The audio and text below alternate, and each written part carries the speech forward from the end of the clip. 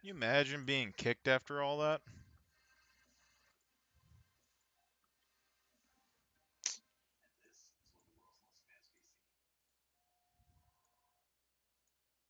Granted, I mean, we were doing our own thing, but we got all of the objectives.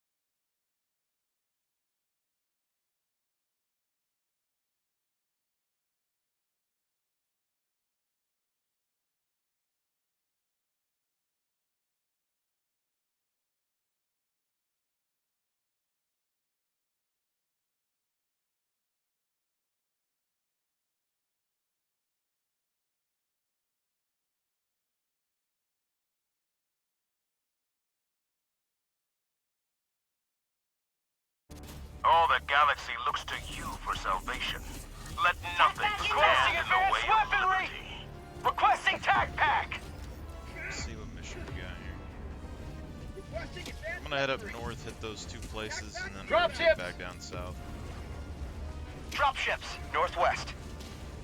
Dropping a pin, north, 200 meters. Calling in orbital strike. I just think that strike pack, like all you need is some dude like this, and you can deal with Requesting 90% air of support. what's on the map. Even if I don't fully finish it off. Tagging map, south, 100 meters.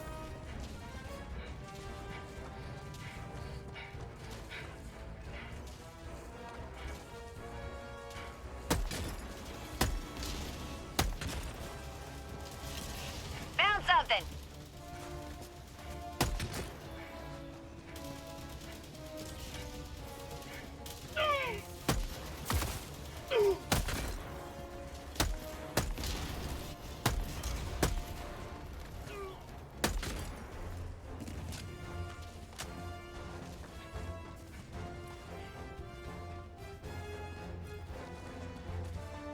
Allied destroyer has left the squadron. Sending in an Eagle! Did I miss? Democracy's on its way. I might have missed. Tagging map, northwest, 100 meters.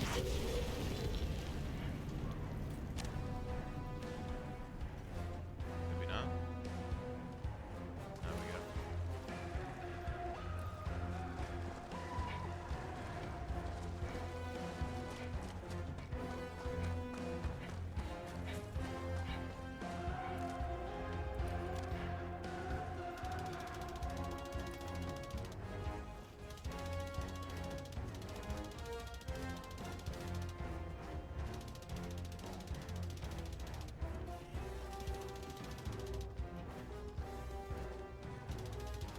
Bot outpost!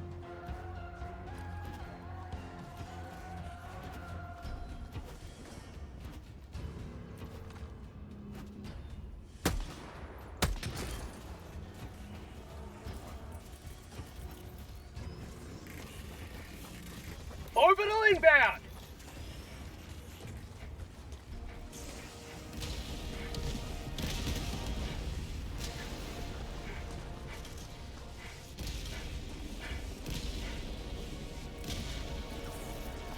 Allied destroyer joining squadron. Deploying Helldiver.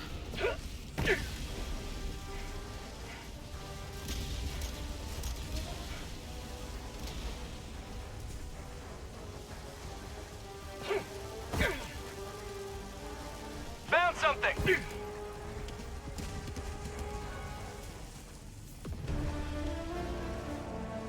Allied destroyer has left the squadron.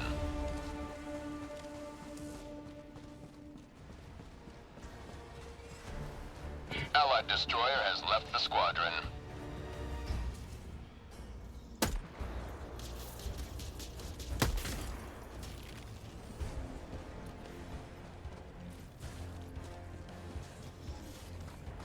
Dropships!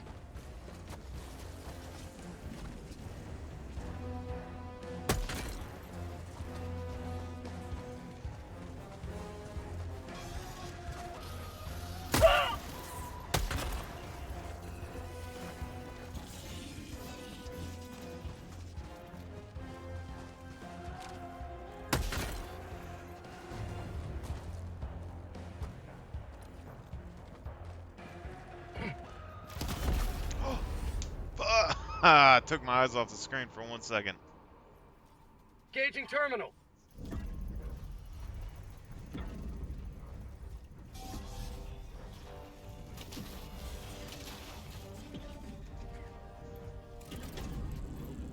I got the terminal. Reinforcing!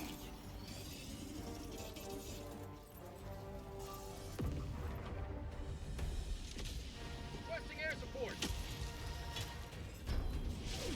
Joining the fray.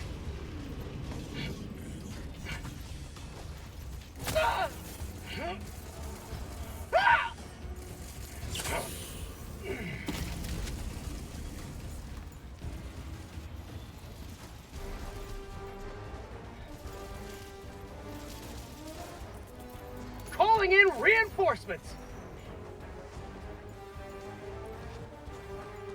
Request approved. Deploying reinforcements. Reporting to the front.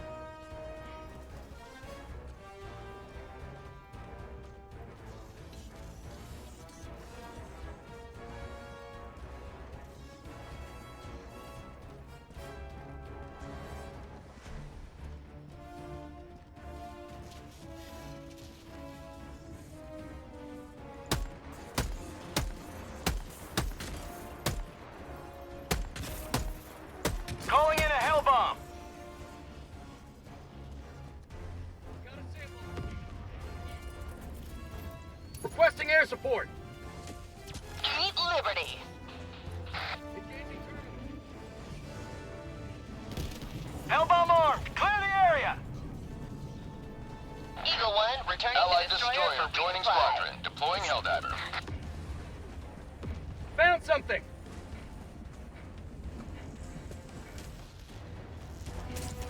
Fire in the hole! Automaton facility destroyed.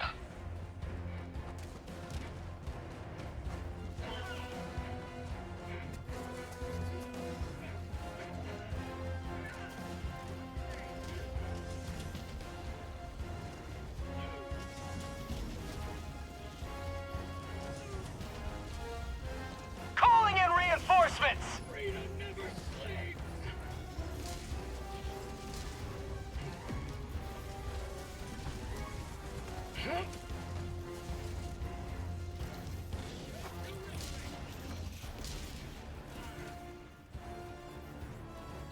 Calling down a support weapon. Box, south.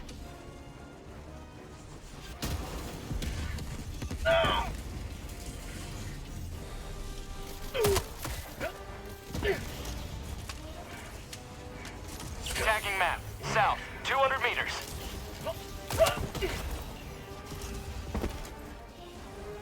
Calling down a sentry. Reinforcing.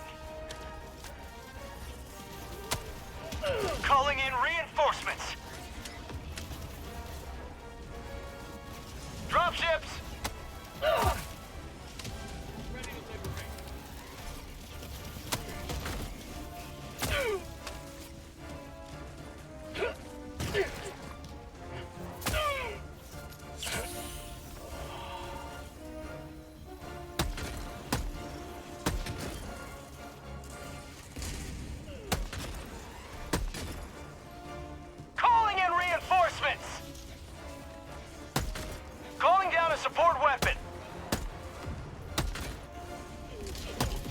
Requesting advanced weaponry. Point me to the enemy. Requesting advanced weaponry.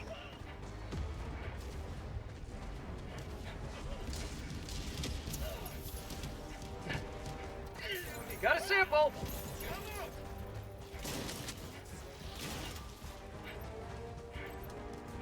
I got the terminal.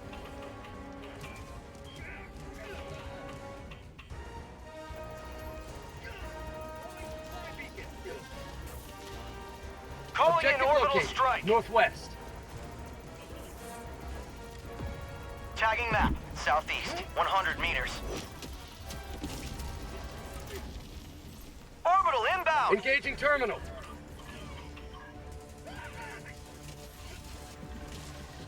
My leg.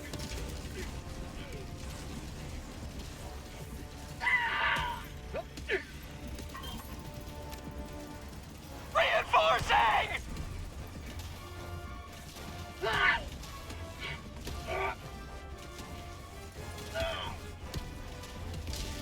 Calling down a support weapon!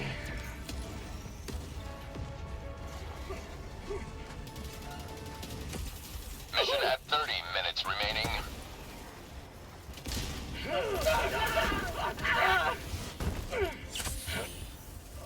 Reinforcing.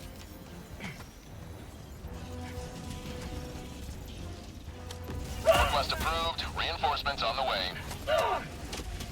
Bots. Southeast. 50 meters. Calling down a support weapon.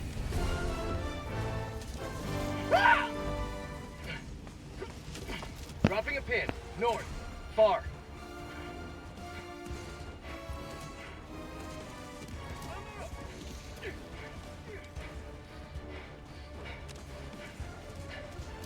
Mag's empty. I don't know. It's just like when you use bombs, like bots are pretty easy. You only need is bombs and airstrikes and running around. Liberty, save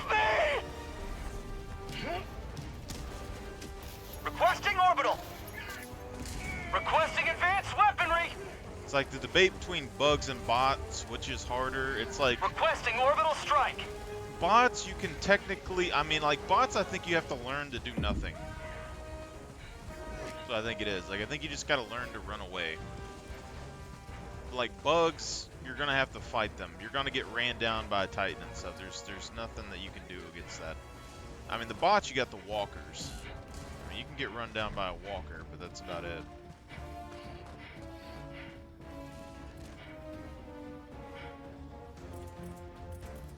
Found something. Orbital inbound. Firing orbital barrage. Clear the area.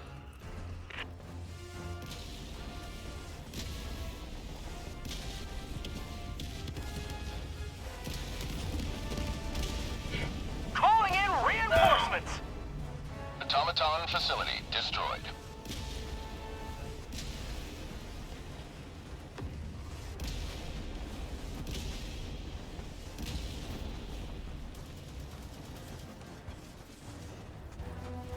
Throwing.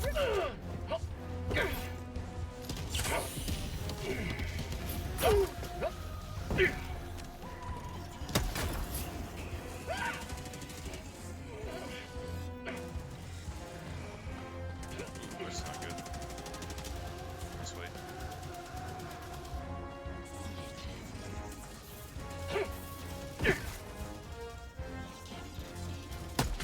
Requesting advanced weaponry.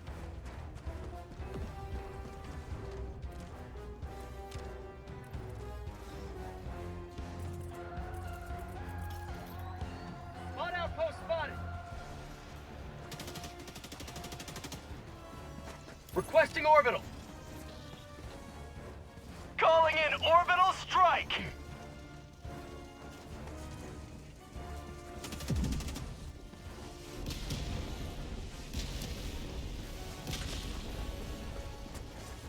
Reinforcing. Requesting orbital strike. Calling down a support weapon.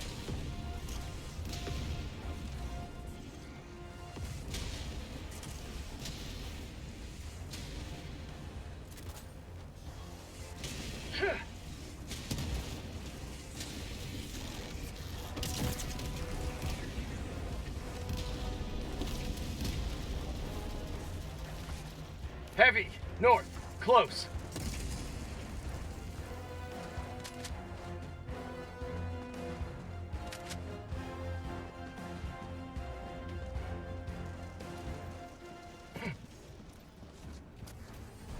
Calling in reinforcements. Heavy, north, close.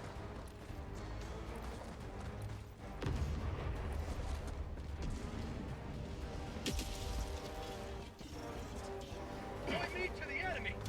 Bag's empty. Jammed. Whatever. Orbital inbound. Firing orbital laser.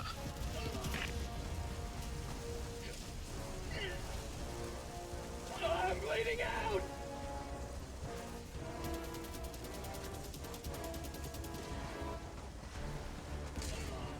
Reinforcing.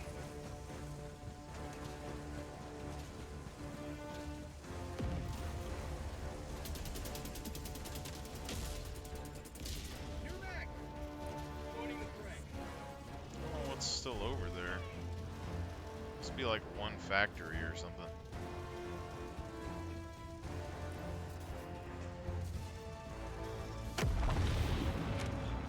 I don't know if the orbital Enemy elite. barrage is Southeast. blocked. It looks 50 like it's meters. just the Eagles on this one. Calling down a support weapon. Orbital strike. Requesting orbital.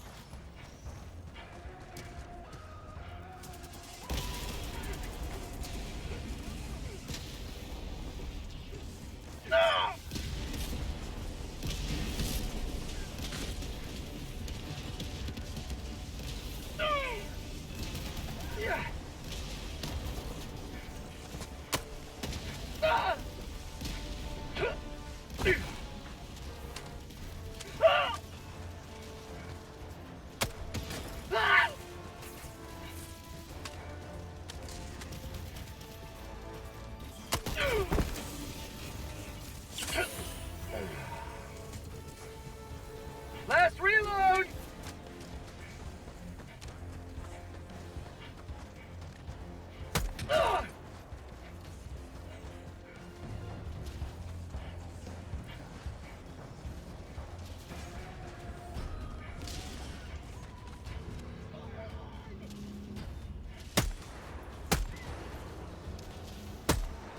Marking location. Northwest.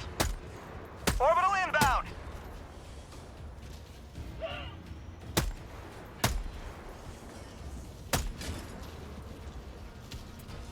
New mag.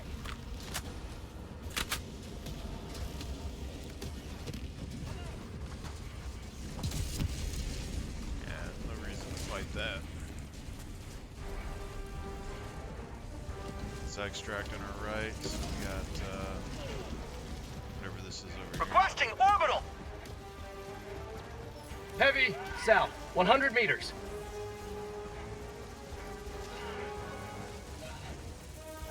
Calling down supplies. Deploying equipment package. Requesting advanced weaponry. Requesting sentry. Marking location. Northeast. Never mind. Supplies.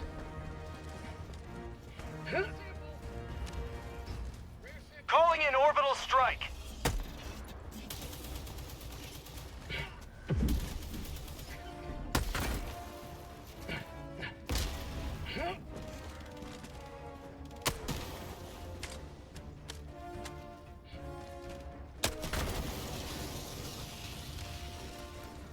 Last Sending in reload. an eagle. Heavy. Southeast. Close.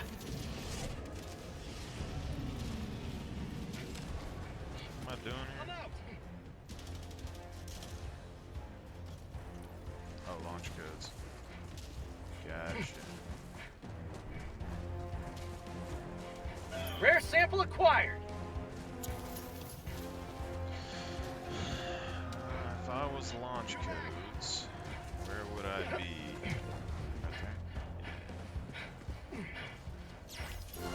Requesting advanced weaponry. Mission completion. Tagging map. South. Far.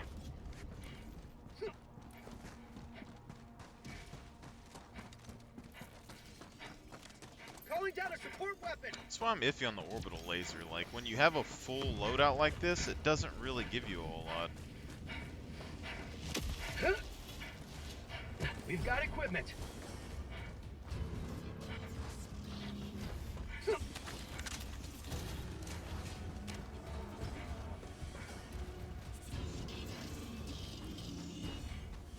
Calling down a support weapon. Sending in an eagle. Here comes the cavalry.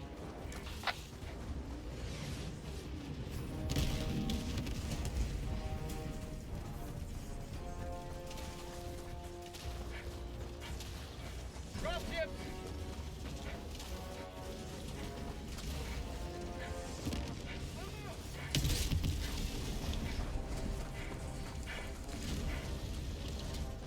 Mission at 20 minutes remaining. Dropships. Southeast. Like, right now, I think even if we had, like, a heavy build, some expendable launchers and stuff, we just go to the ICBM thing, you'd be golden.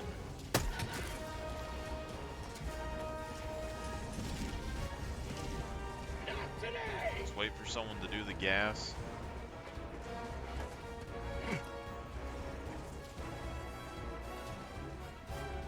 But see, this is kind of the trade-off, because right now I'm playing more like the dudes that usually play with me when I do a specific build, if I do any other kind of build. And so those two are playing more frontline, like I usually do. And I'm not there to support them. But if I do, I waste my airstrikes. And there's such a high cooldown that I can't really justify it. Requesting advanced weaponry. Dropping a pin. East. Far.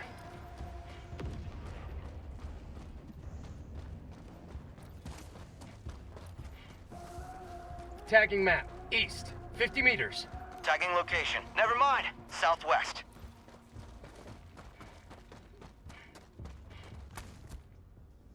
Dropping a pin. South. 300 meters.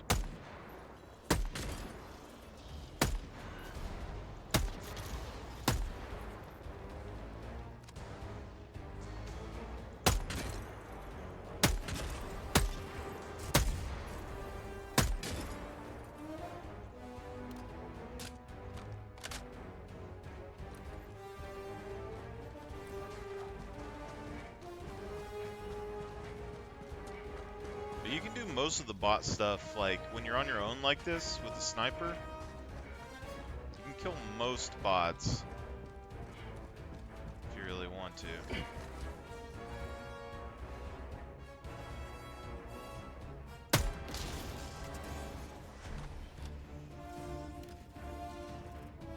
Requesting orbital strike.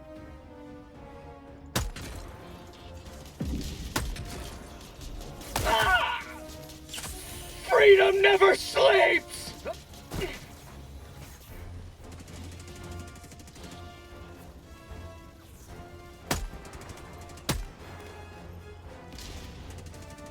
Bot fabricator. Southwest. 50 meters.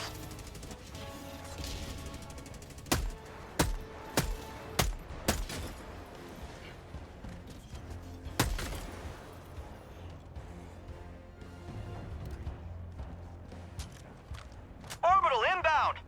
Can't tell if this has a suppressor. I think it's a muzzle brake. Calling down a sentry. Got a sample. I'm on it.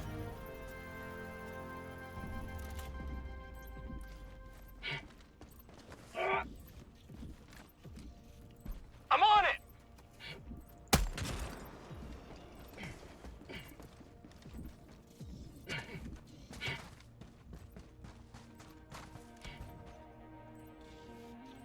I'm on it.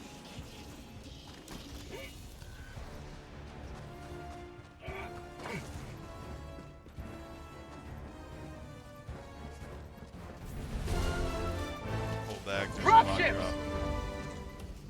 Mission is progressing. That sounds like a skill issue.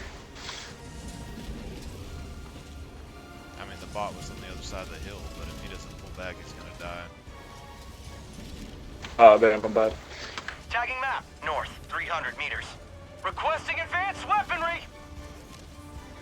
Dropping a pin, north, 100 meters. Orbital strike!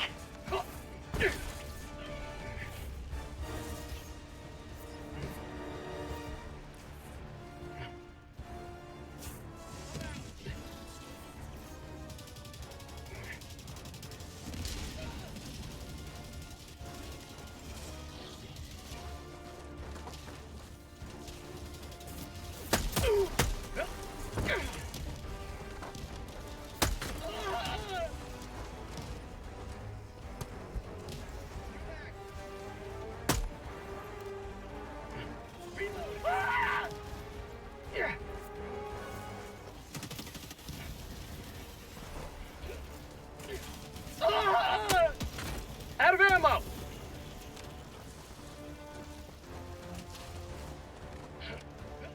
Heavy, Engaging. northeast, I'll take 100 it. meters.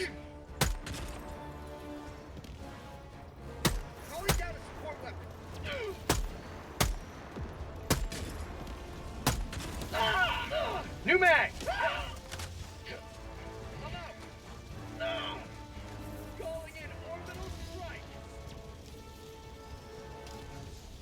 Heavy, northeast, 50 meters.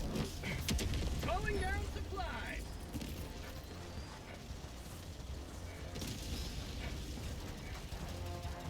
Requesting air support. Unleashing democracy.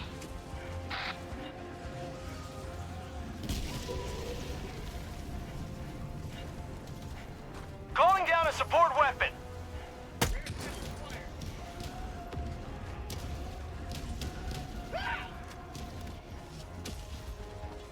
Requesting sentry.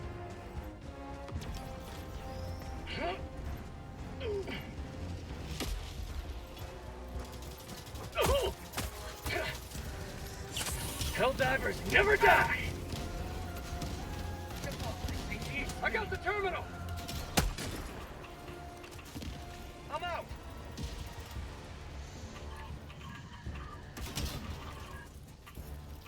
Requesting advanced weaponry. Tagging map, east, 100 meters. I need supplies.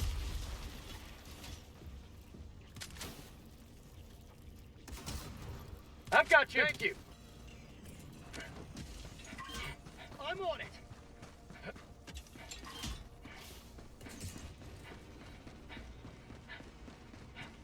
Thank you.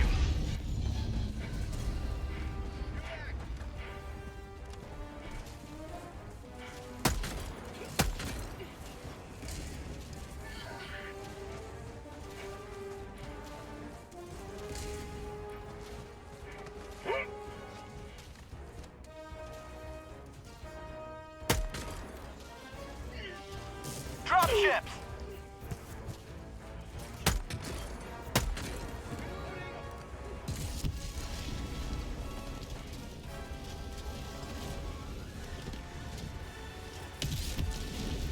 Requesting air Orbital support. inbound. Firing orbital barrage. Clear the area. Liberty Requesting return. orbital Locked strike. and loaded.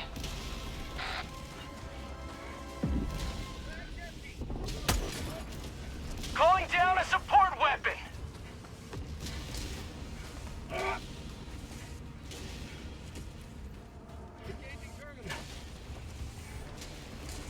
Reloading. Heavy, southwest, close.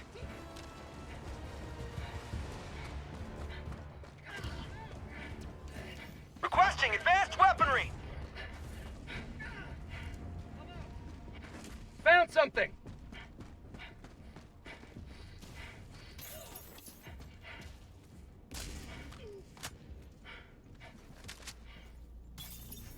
Sending in an eagle.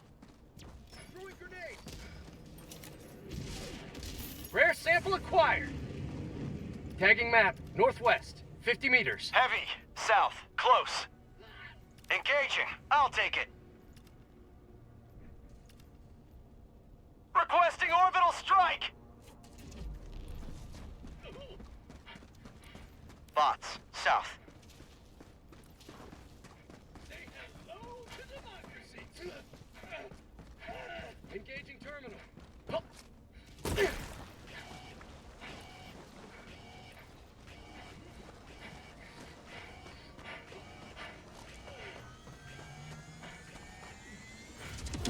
You have served democracy well. Tagging map. Extraction North. awaits. 200 meters. Dropping a pin. North. 200 meters.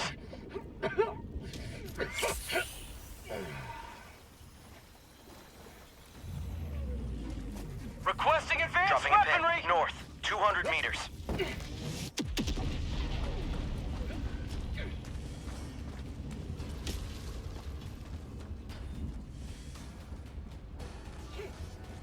You only need one to call it in. Just set on the edge and don't let them see you.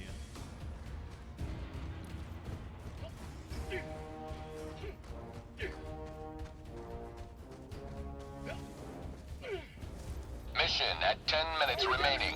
Weapon. Calling in extraction. Throwing supply beacon. Cancel that. Tagging Extraction map. shuttle inbound. Northwest. 100 meters.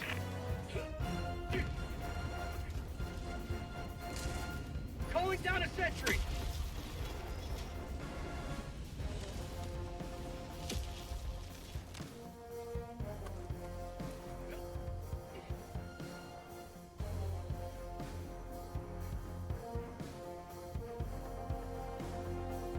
Shouldn't be anything that really shows up, but between ETA T-minus 1 minute and 30 seconds.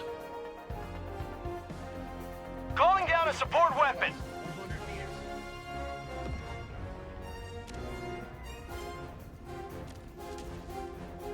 Tagging map. North. 100 meters. some big boys coming up on me.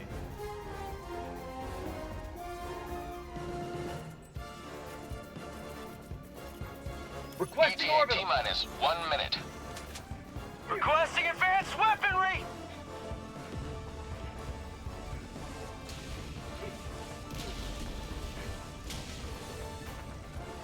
Calling in reinforcements.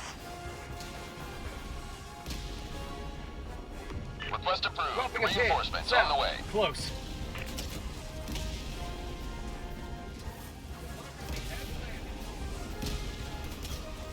ETA T-minus 30 seconds. Orbital inbound. Firing orbital barrage. Clear the area. ETA T-minus 20 seconds. Advanced weaponry.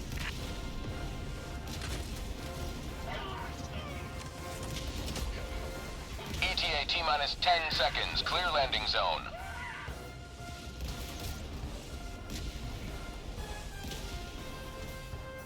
Dropping a pin. East. 50 meters. This is Pelican 1. I have visual on the extraction zone. Requesting orbital.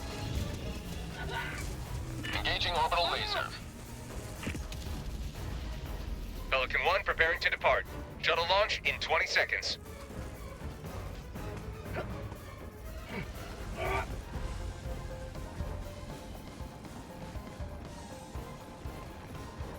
Extraction complete. Pelican 1 beginning ascent.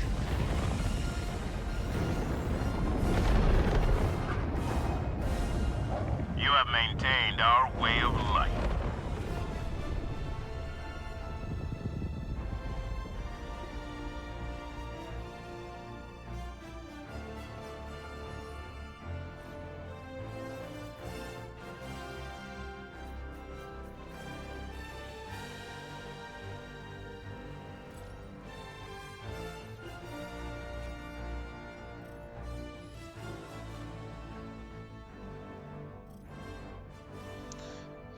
Yeah, I mean, it doesn't seem that difficult. Like, when you have all the airstrikes,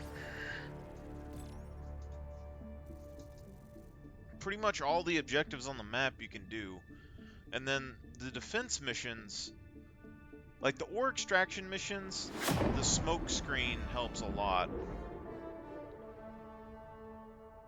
The hostage evacuation missions, the smoke screen helps a lot on that as well. And sentries.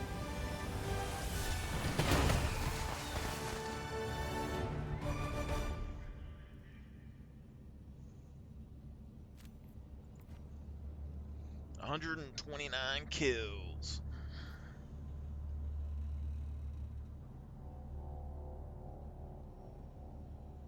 All these samples will help fund upgrades to the Super Destroyer. Welcome aboard, Helldiver. We can never have too many...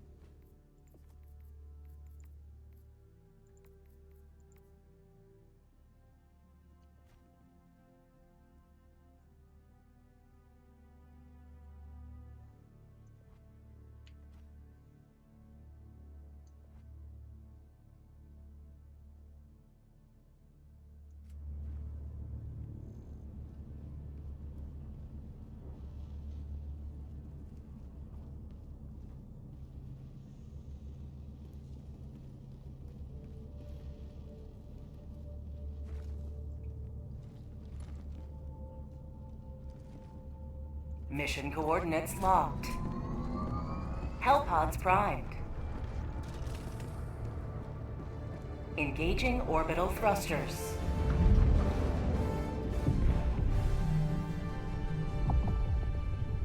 Orbit synchronized.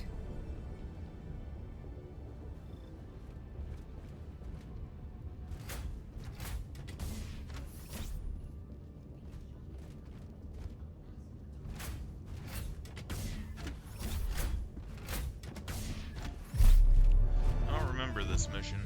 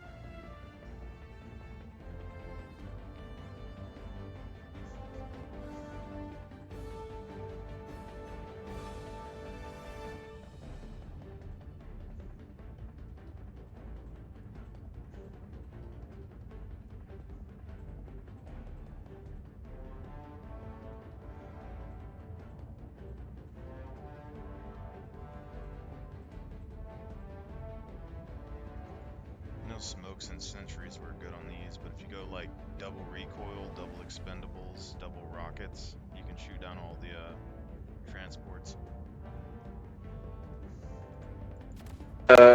Could you repeat that? That's just when you evac things, and if you smoke out the citizens, the bots don't target them. And then if you like recoilless rifles and expendables, if you have 2 people running them with like the rocket sentries, they can shoot down pretty much all the transport, like bot drops. So do I just take the recoil? Nah, you're good with whatever. I don't care. Yes. Or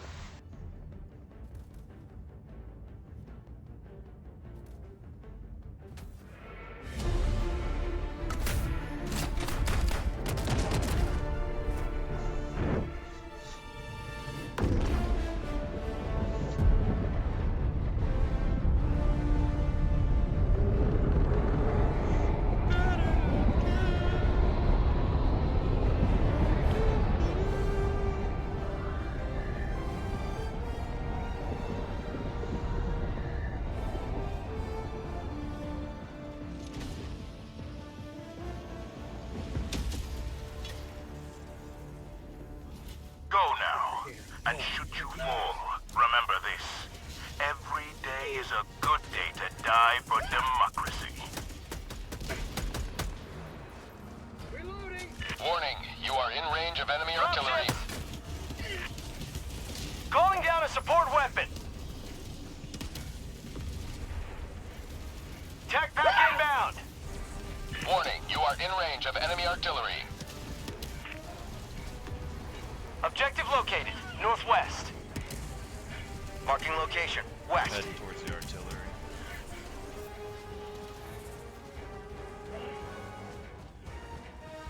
Warning, you are in range of enemy artillery. Objective located, northwest.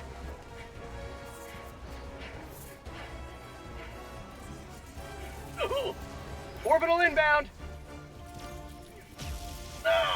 Requesting orbital. Requesting sentry! Package acquired! Dropping package!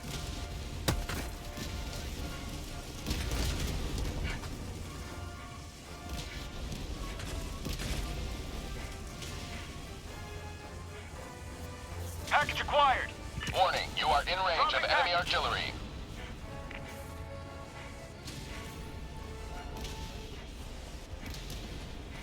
Package acquired! Dropping package!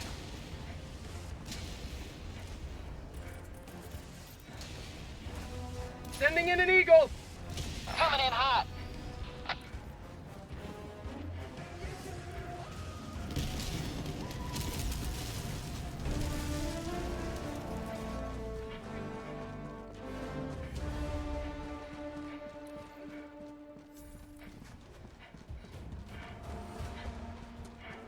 Tagging map, south, 200 meters.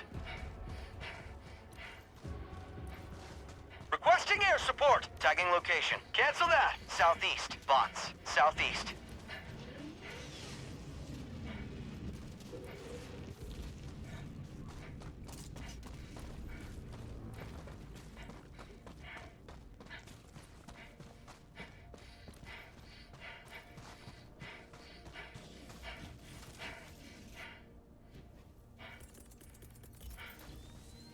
Marking location. East. Tagging location. Bots. East.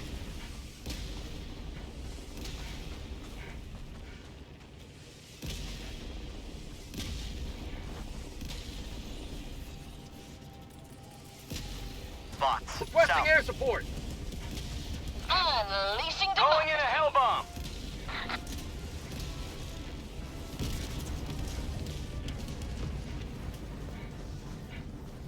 Eagle 1 returning to destroyer for resupply. Sending in an Eagle. Calling in orbital strike. Hellbomb armed. Clear the area.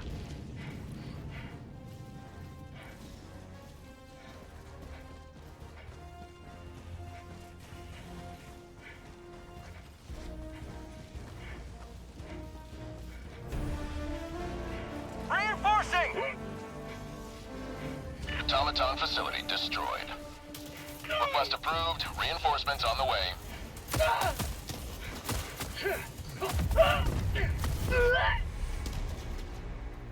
Calling down a support weapon. Yeah, I should Heavy. have Southeast. swapped out my pistol. Calling in reinforcements.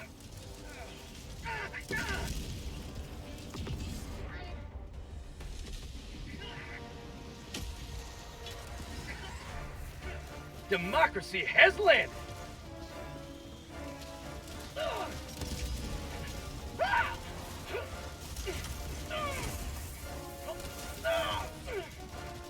Reinforcing.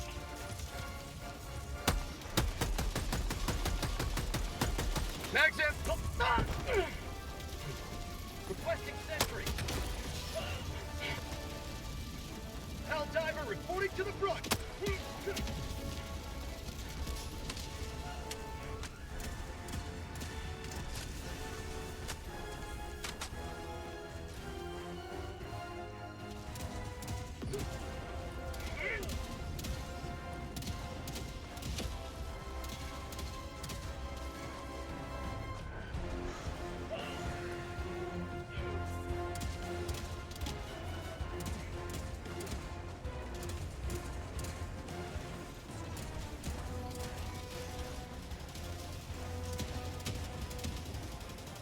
Objective critical stratagem available.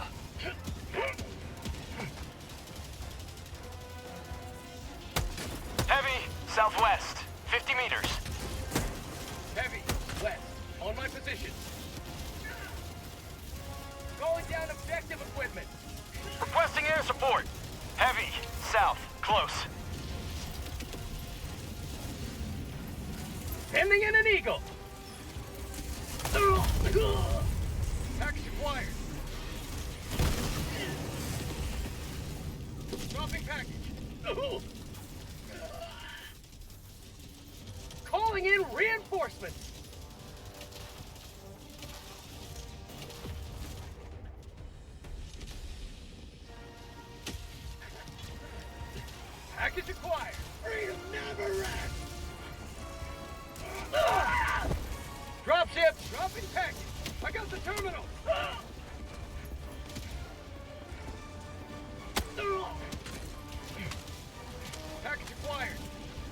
package. Engaging terminal. Requesting advanced weaponry. Calling down a sentry. West. Dropping package. Requesting orbital. Orbital barrage incoming. Stand clear. Requesting air support. Attack underway. Orbital inbound. Calling in reinforcements. Mission is progressing. Request approved. Reinforcements on the way. Democracy has landed. Calling down a support weapon.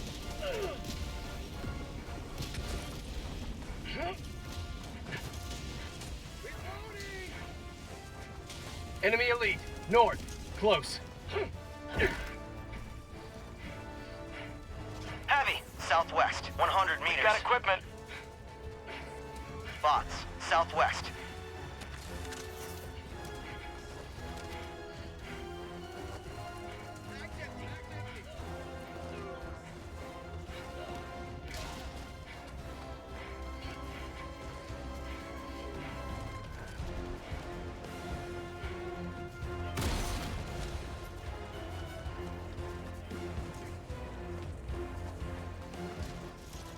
We've got equipment. Northwest. Sending in an Eagle.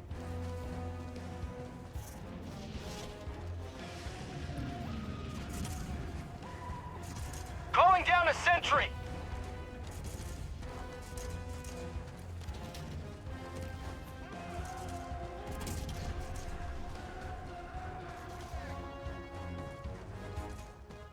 I wonder if I can come back and reload that.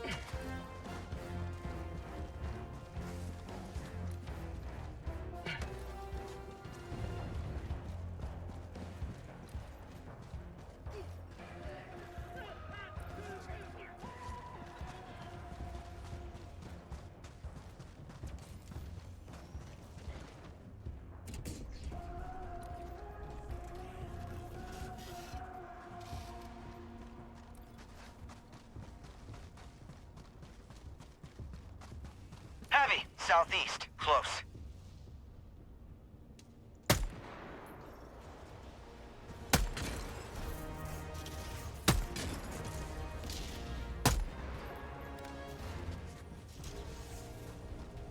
Calling down a support weapon. Reinforcements.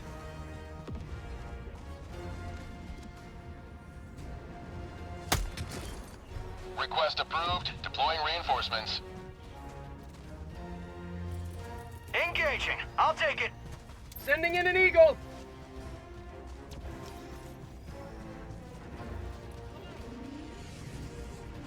Requesting Walker.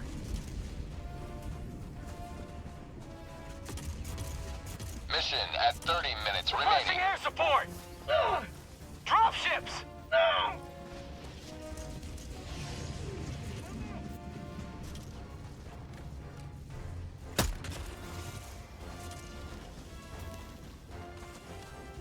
Dropping a pin.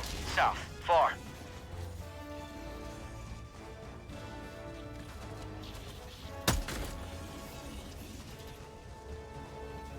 Requesting tac pack. Requesting advanced weaponry. 300 meters.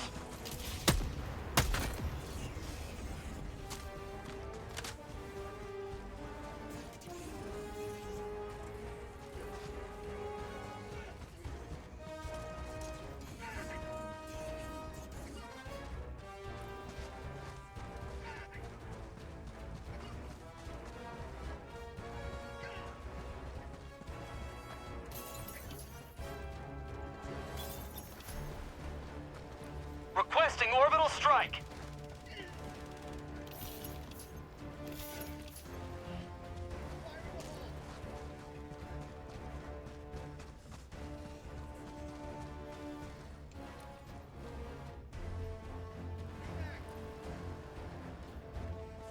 Requesting sentry. Requesting air support. Delivering payload.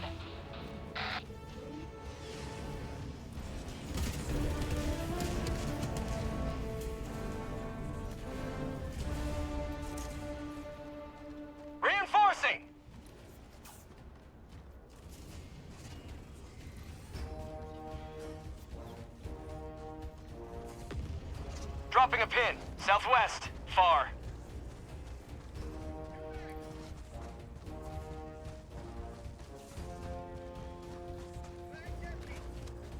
Tagging location. Southeast.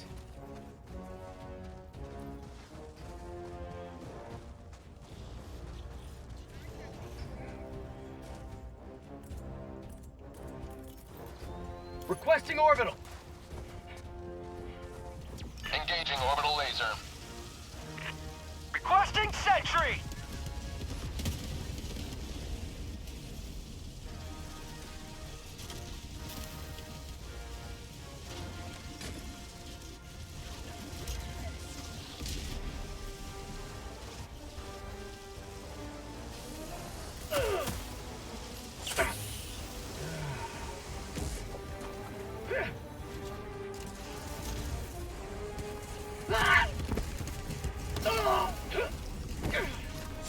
Injury?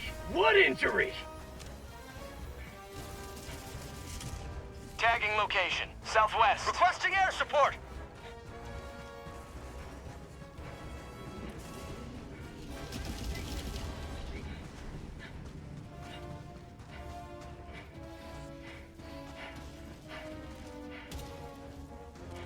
Dropping a pin. Southeast. 200 meters. For prosperity! Eagle 1 armed and ready. Reloading! Heavy! East. Close. Requesting advanced weaponry!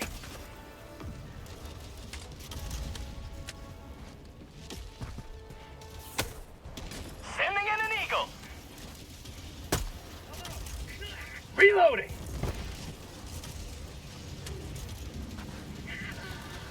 Throw it!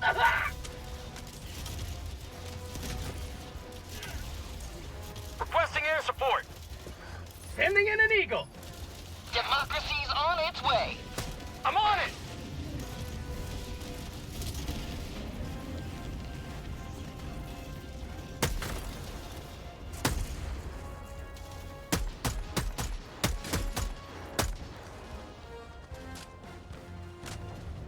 Air Mission sample map acquired. updated.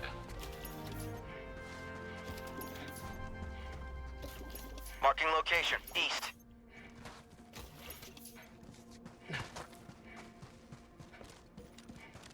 Sending in an eagle! Sending in an eagle! Calling down supplies! Rare sample acquired. Tagging location. East. Got a sample. Dropships.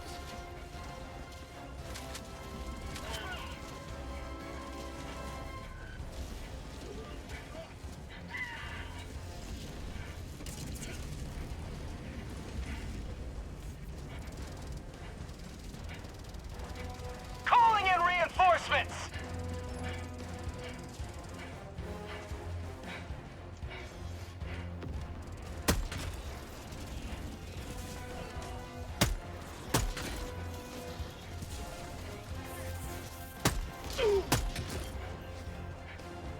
Objective critical stratagem available. Reinforcing!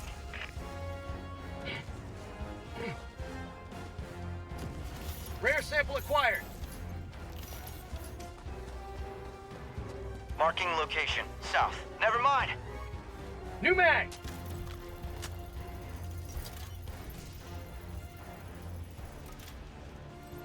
I got the terminal! Engaging terminal. Bots. West. I got the 100 terminal! Meters. Calling down a support weapon. Engaging calling terminal. Down a tagging location. West. Bots. Objective critical stratagem no longer available. Calling in orbital strike.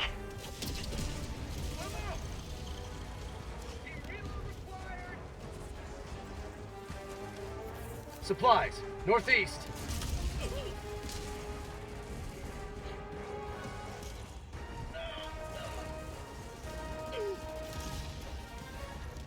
Requesting advanced weaponry. Freedom never sleeps! Requesting air support! Sweet liberty, my leg! Requesting it! Eat this!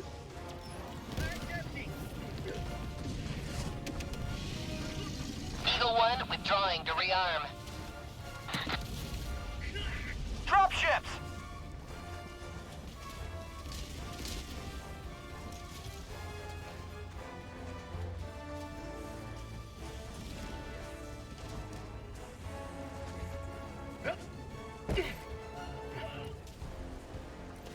Bots, southwest. Marking location, southeast. Requesting advanced weaponry!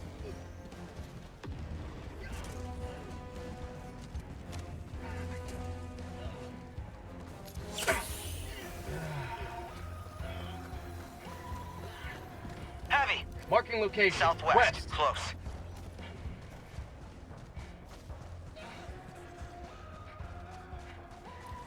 Reinforcing! Tagging map, northwest, 200 meters. Liberty, save me!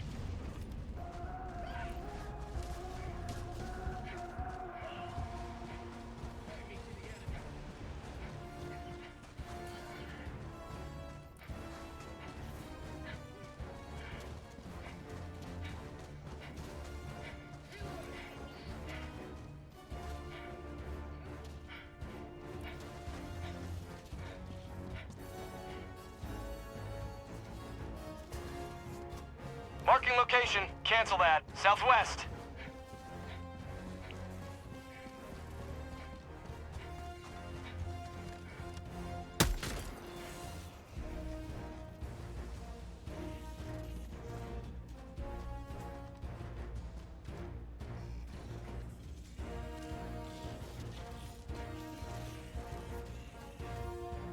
Fire in the hole!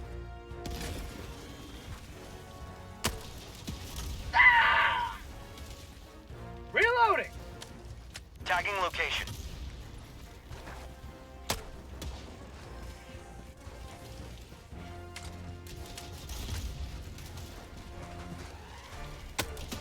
Calling down a support weapon! My life for Super Earth!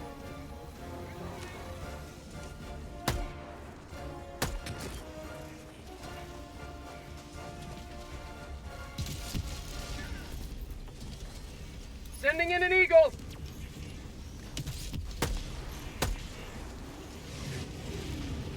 Ah! Requesting sentry! Calling down a walker. Mission at 20 minutes remaining.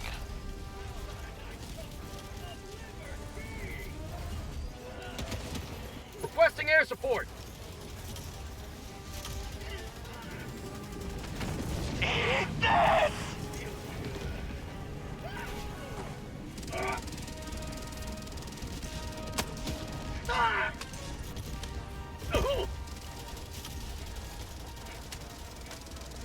Sending in an Eagle!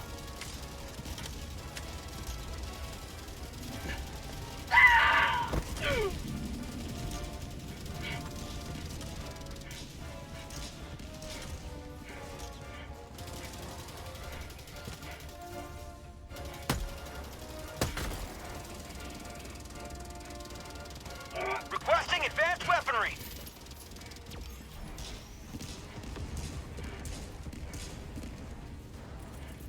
Throwing supply beacon!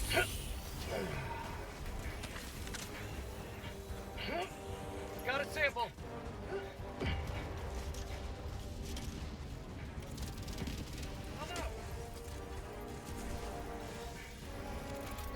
Tagging location, northwest. I got the terminal!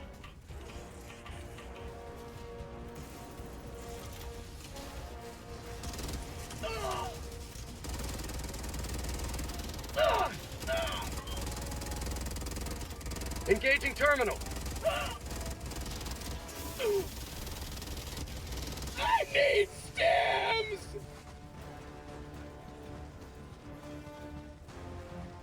I need stems! No diver left behind.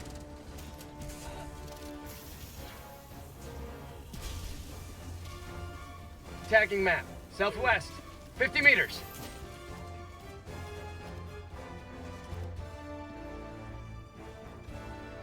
Calling down a sentry!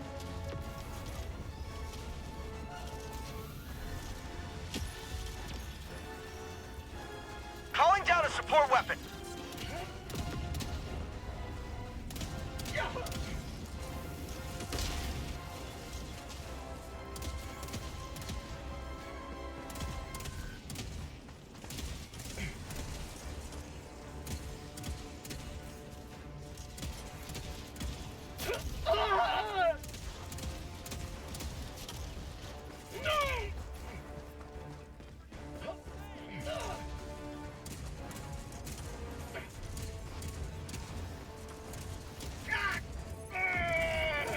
Calling down a sentry. Tagging location. West.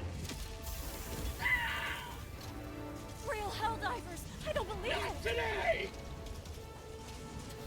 Drop ships. South. Orbital inbound!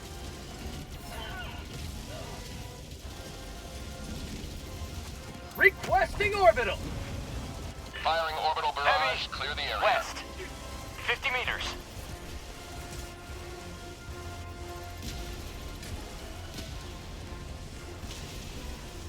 Requesting air support! The Helldivers! Wait for us!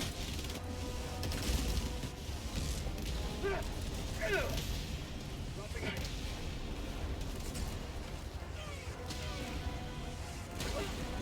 Bots, west. Reinforcing!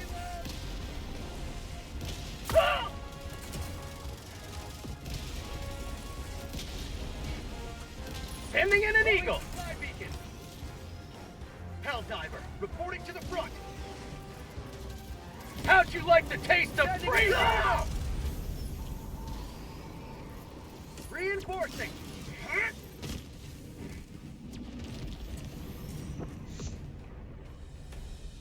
Advanced weaponry.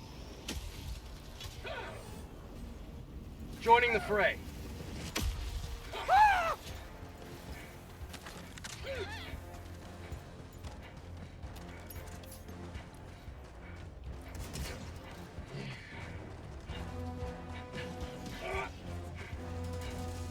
Marking location, west. Dropping a pin, west, 100 meters. Throwing grenade! Heavy, west, located. Engaging, I'll take it. Dropping items. Orbital inbound! Team reload required.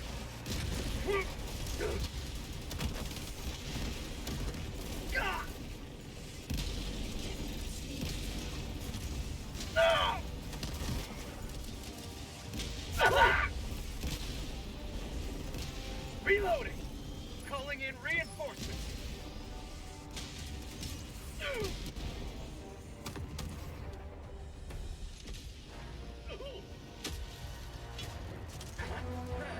Point me to the enemy. Reloading! Heavy! West, 50 meters.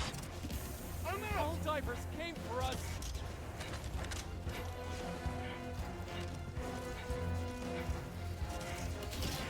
Calling down a support weapon! Dropping a pin, west, 100 meters.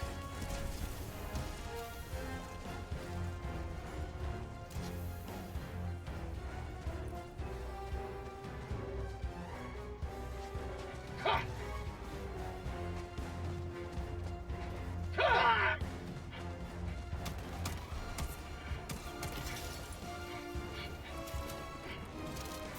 We knew you'd come! Helldivers never die!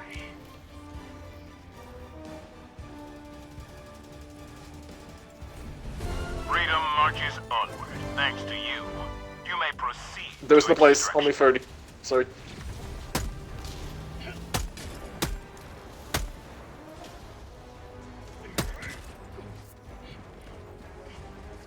Dropping a pin, southwest, 200 meters.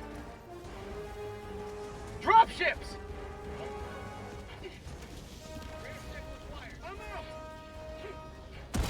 I'm out!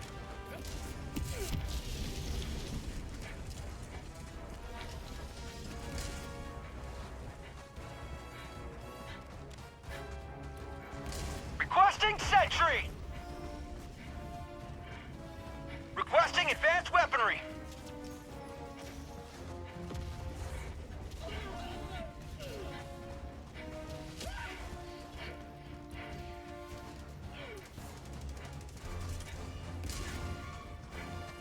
Requesting sentry!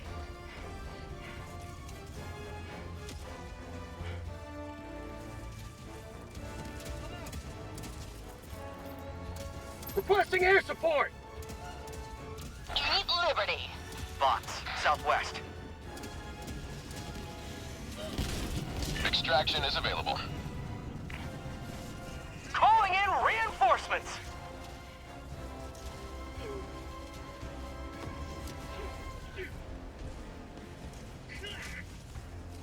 Tagging location.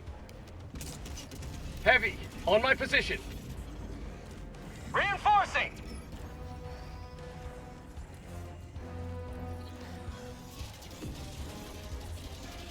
Throwing grenade! Reporting to the front. Sample collected. Ah! I'm hit! Sweet Liberty! The blood!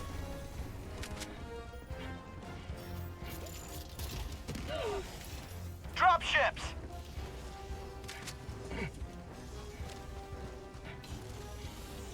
Calling down a support weapon. How about a nice cup of liberty?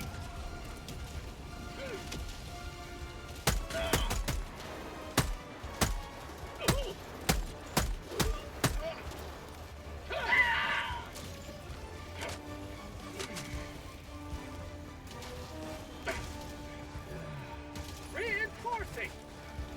Throwing grenade!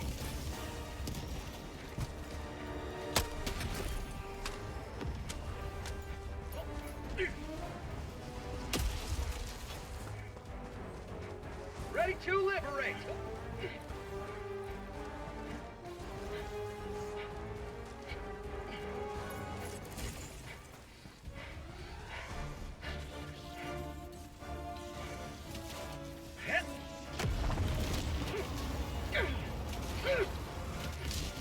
Calling in extraction!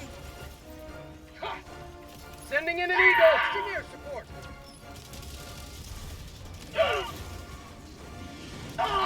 Mission at 10 minutes remaining.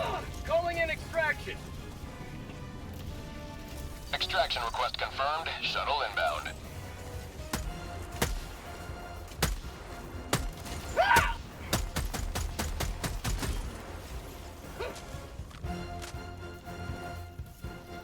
Requesting advanced weaponry! Calling down a sentry! Calling down a sentry! Calling down supplies! ETA T-minus 1 minute, 30 Tagging map, seconds. southwest, on my position. Sending in an eagle! I'm calling in reinforcements! Ah! Heavy, northeast. Tagging map, east, 100 meters.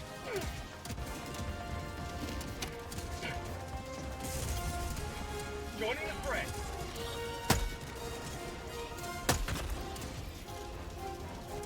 ETA T-minus 1 minute. Requesting orbital.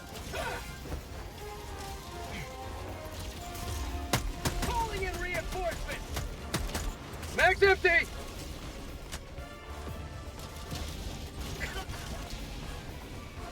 Dropping a pin, northeast, 50 meters.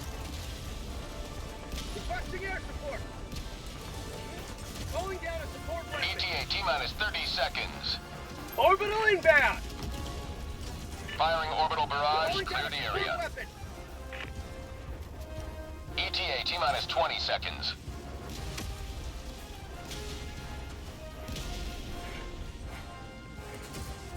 Rear stick required. ETA T-minus 10 seconds, clear landing zone.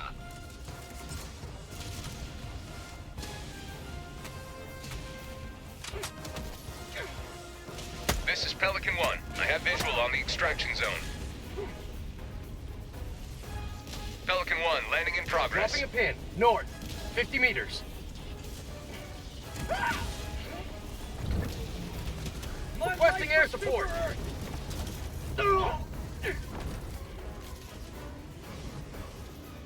Get some! Get some! Eagle 1 rearming. Be back shortly. Heavy. East. Countdown initiated. Stand by for takeoff.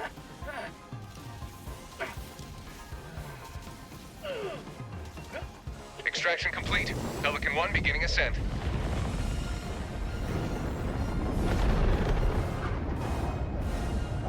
Democracy prevails once more.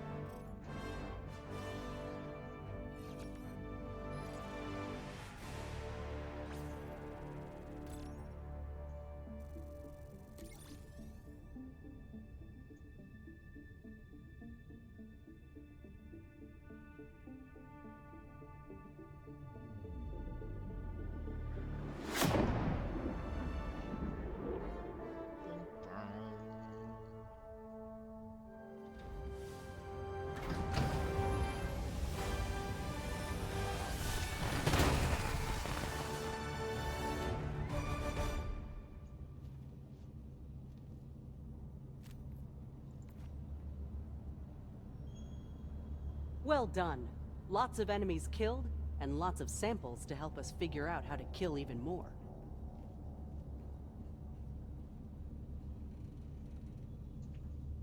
Helldiver, grave tidings. The automatons are a far greater threat to liberty than we were Everyone led knows to believe. Cyberstan has been a rehabilitation facility for the cyborgs since the first Galactic War. What a lot of people don't realize is just how many patriotic citizens it takes to keep an operation like that afloat. We will avenge every last one of them. After we retake Cyberstan, we'll turn over every asteroid in the galaxy until we find where the automatons came from. I wonder what the automatons plan on doing with all the cyborgs. Now that I think about it, I wouldn't put it past them to be working together. I never trusted those half-human freaks. If you've got any medals or super credits, you can spend them in the acquisition store. That's where they sell the fancy stuff. Freedom's greetings. I'm Coretta Kelly. In a shocking development, a massive automaton fleet has invaded Cyberstan.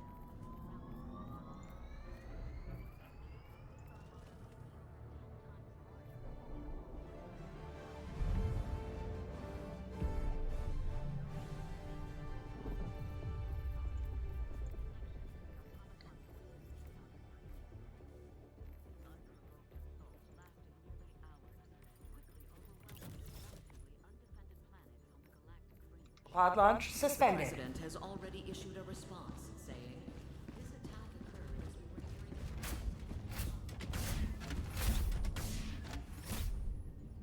What about here?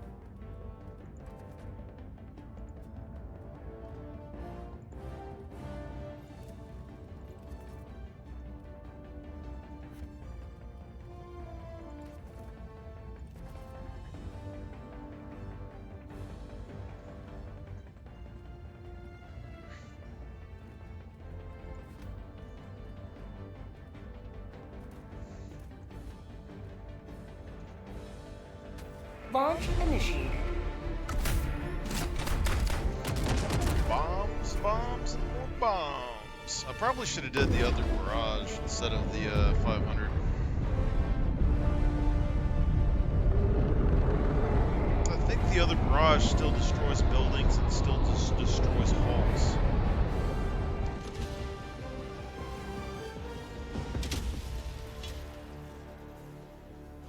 Today the light of liberty will grace the skies of this world Down a once support more. weapon. Tac inbound! Warning, you are leaving the mission area. Requesting advanced weaponry. Requesting fortifications. Requesting Warning, you are leaving the mission area. Helldiver, you are moving outside the mission area.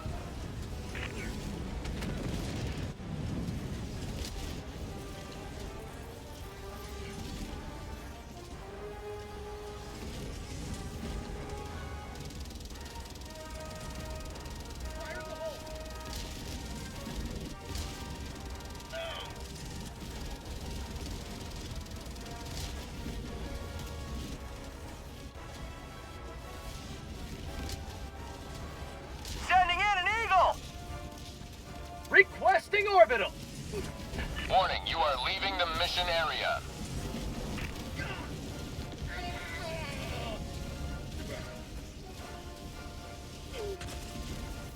Calling in reinforcements. Not today. Orbital inbound. Helldiver, you are moving outside the mission area.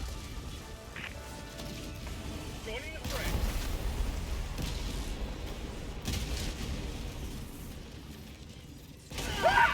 Dropships! Reinforcing!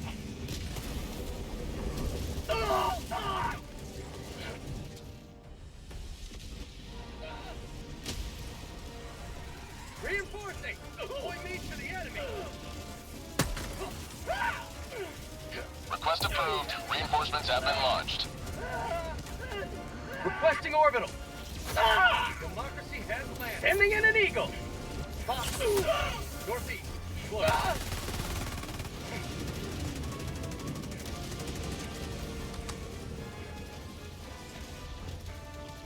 Calling in requesting air support! Requesting air support! Helldiver, you are moving outside the mission area. Ready, delivering!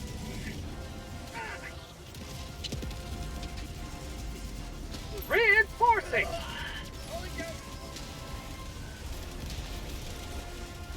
Tagging map, east, 100 meters.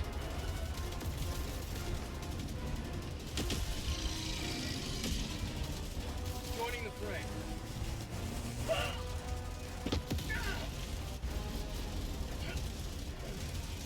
You'll never destroy our way of life! Calling down fortifications!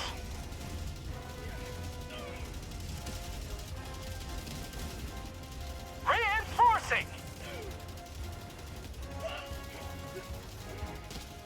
Request approved. Reinforcements have been launched.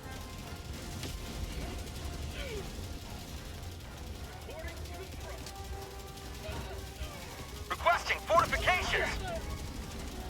Warning, you are leaving the mission area. Northeast, 50 meters. Helldiver, you are moving outside the mission area.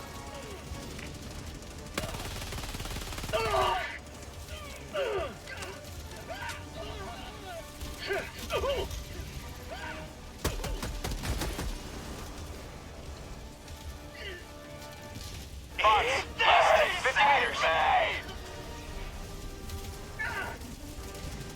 Requesting tac pack. Sending it.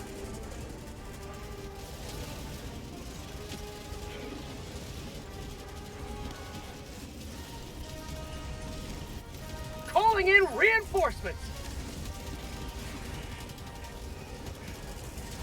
Request approved. Reinforcements on the way. Point me to the enemy. Not today!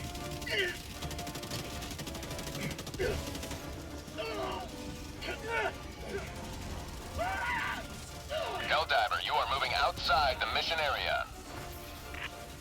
Sending in an Eagle! Warning, you are leaving the mission area. 50 meters. Sending in an Eagle!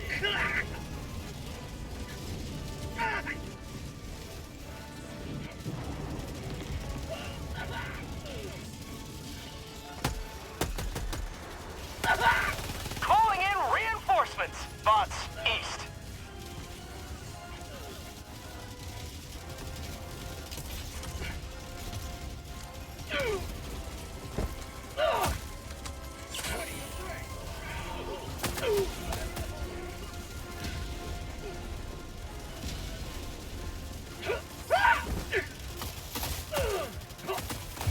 Squad lost. Deploying full replacement.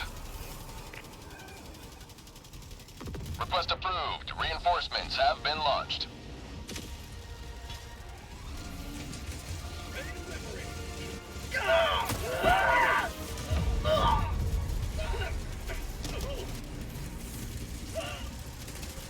Feels good! Reinforcing!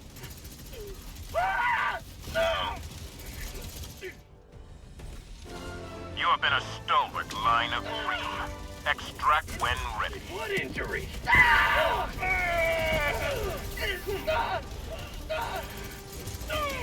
Pelican 1 approaching takeoff. Orbital inbound! Pelican 1 landing sequence initiated. Watch where you're standing.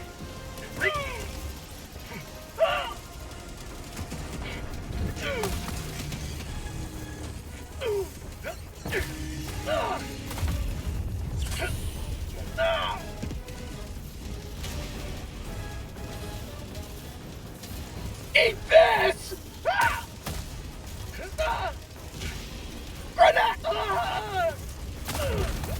Squad lost. Deploying replacement squad. Request approved. Deploying reinforcements. Point me to the enemy. Pelican 1 preparing to depart. Shuttle launch in 20 seconds. Extraction complete. Pelican 1 beginning ascent. Allied destroyer has left the squadron. You have maintained our way of life.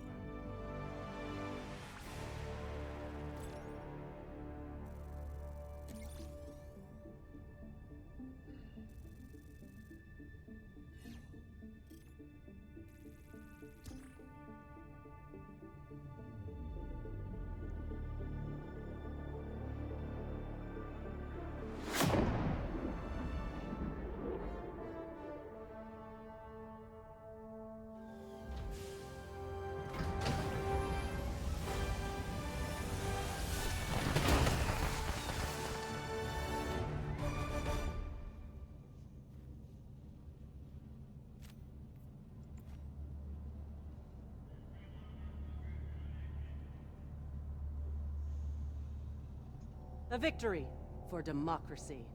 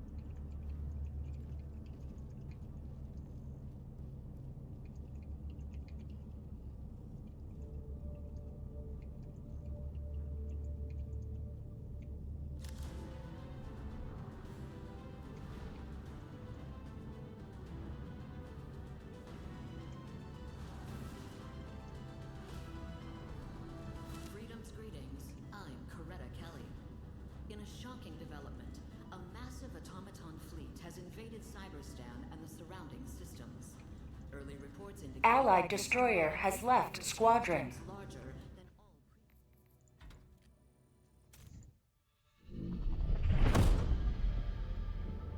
I mean, you can't really argue with the results the bombs are getting, though. All you need is the bombs and a little sniper, boom, boom, boom, boom, boom. You take out all the objectives, it frees up your whole team to do everything else.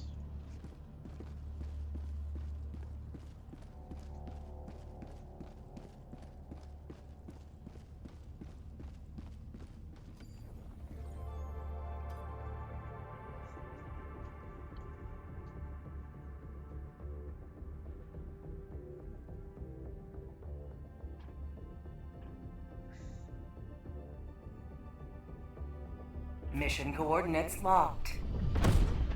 Hellpods primed. Engaging orbital thrusters.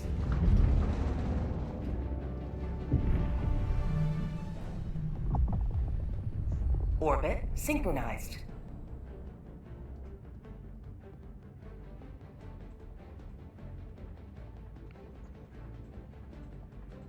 The other day, and I remember, like, someone, you guys are perfect still with this, because that would be the ultimate thing that you'd have to keep thinking from another country. Because if you have espionage, if you have people that have infiltrated your universities, and they certainly do, and if you have people who've infiltrated your military contractors, Allied destroyer has left squadron.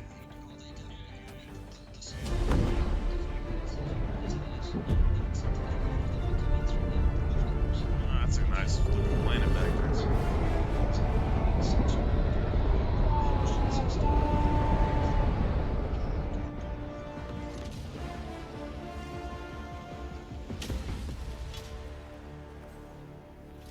Go now, and should you fall, remember this. Every day is a good day to die for democracy.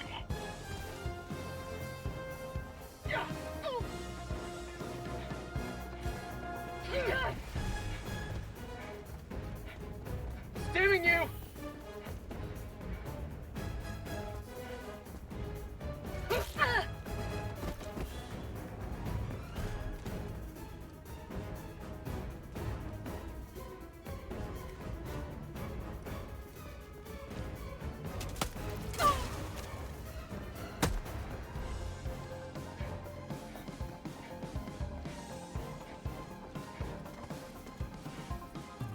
Calling down supplies!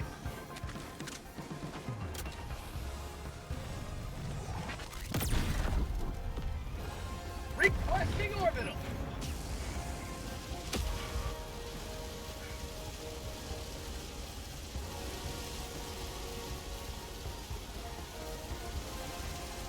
Requesting air support!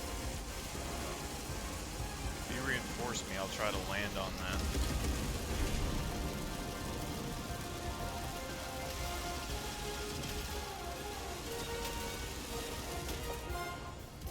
Now just like kill me and reinforce me underneath it. I'll try to land on it.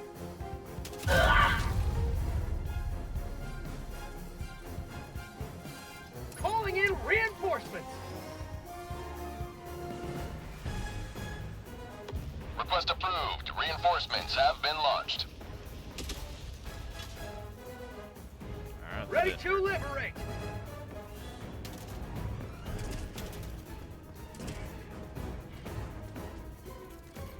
Sending in an eagle!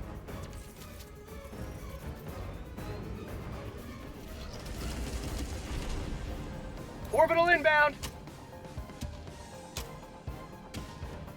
Firing orbital barrage. Clear the area.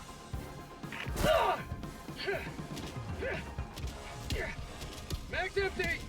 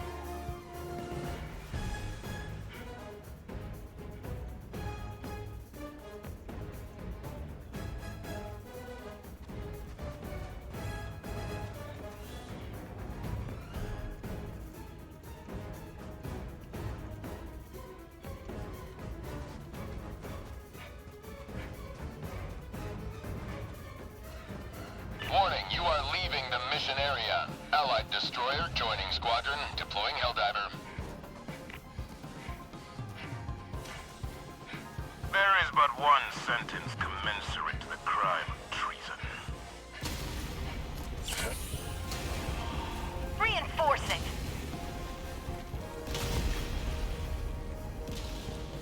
Calling down a Request sentry. approved. Reinforcements on the way. Reporting to the front. Point me to the enemy. Requesting sentry. Calling down a sentry. Requesting orbital Requesting air strike. support.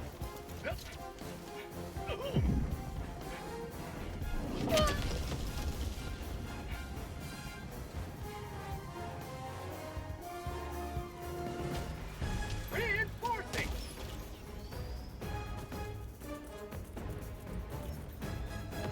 Request approved. Reinforcements on Requesting the way. orbital. Point me to the enemy. Squad lost. Deploying full replacement.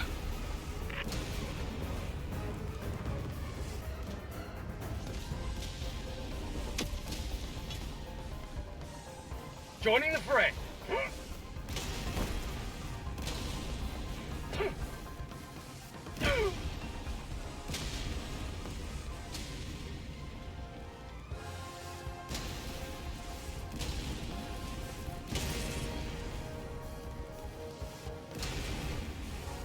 Throwing supply beacon.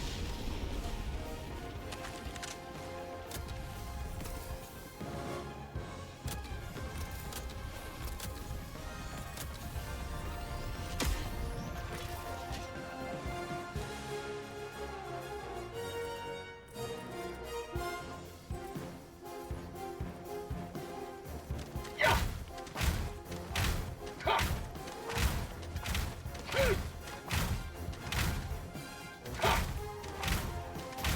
Yeah.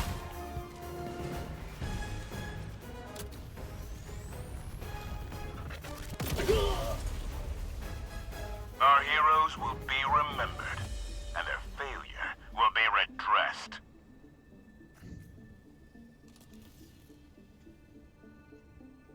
Coordinates received. This is Pelican 1 returning to extraction radius. Pelican 1 approaching pickup.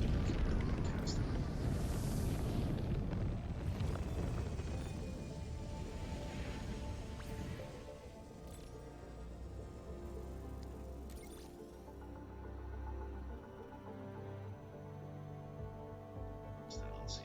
Yeah, you gotta tell anybody now. Because if the other countries find out, if the other superpowers... It's good to have another hero on board. Some sort of gravity repulses, everyone's gonna die. You know, they're gonna steal all the information. That makes sense still. Solving the mystery of Huntsville's brilliant anti-gravity scientist, Dr. Ning Li's son talks about her mom's career and legacy, along with the internet's obsession. The bridge is yours, Helldiver. Take us to the fight.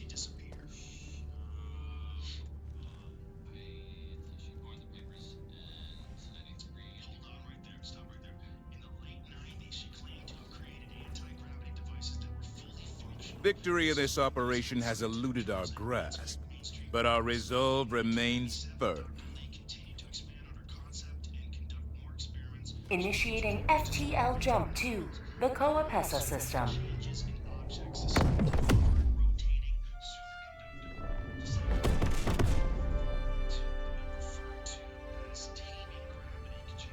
FTL Jump successful. Hellpods primed. Mission coordinates locked.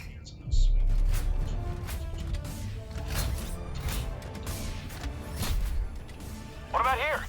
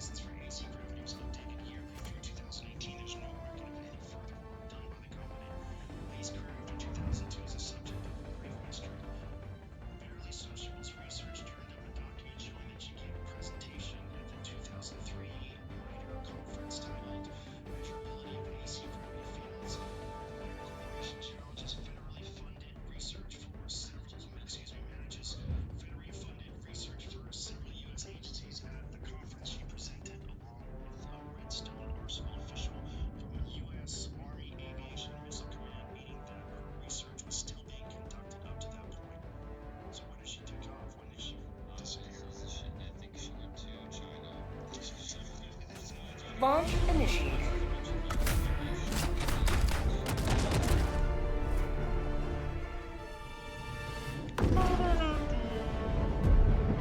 I forgot that I had written down a list of builds to try, and I completely didn't even think about it.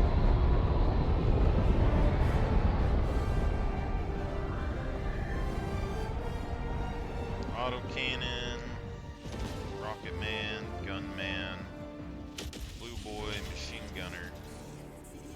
The fate of all humanity's children are in your hands. Do not let them Requesting advanced fall. weaponry. Fortified Grenade.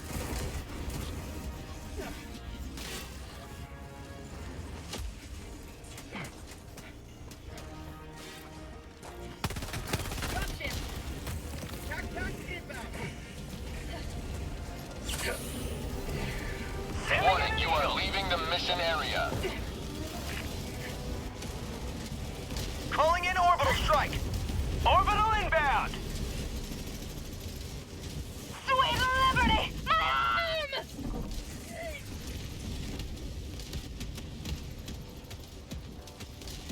Calling in reinforcements.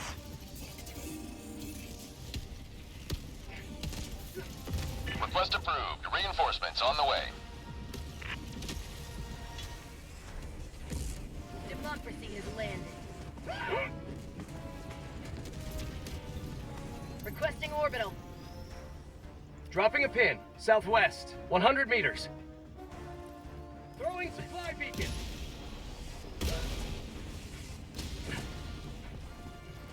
Calling in reinforcements.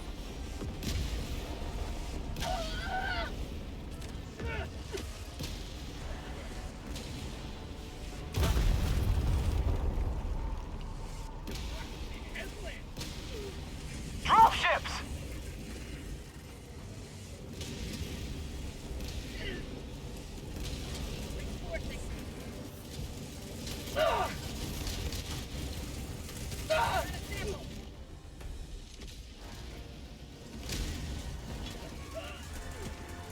Democracy has landed. Calling in reinforcements. That's empty. Requesting orbital. Ready to liberate. No mag.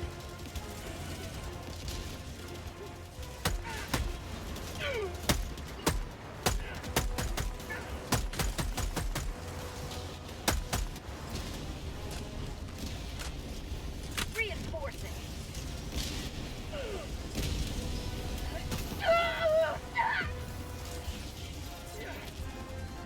Orbital inbound. Reporting to the front.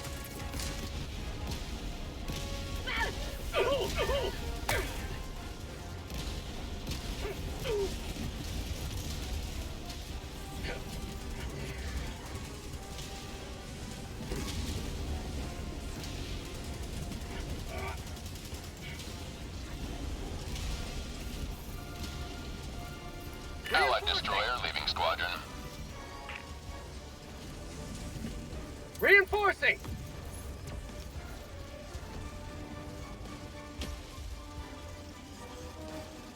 Joining the fray.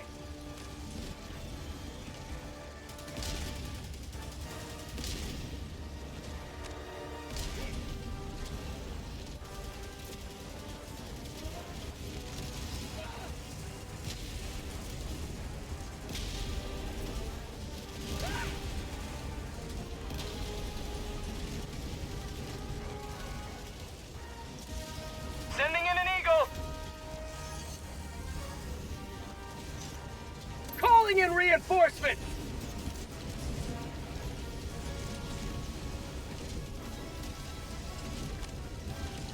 Request approved. Reinforcements have been launched. Requesting air support. Reporting to the Dropships. Fire in the hole.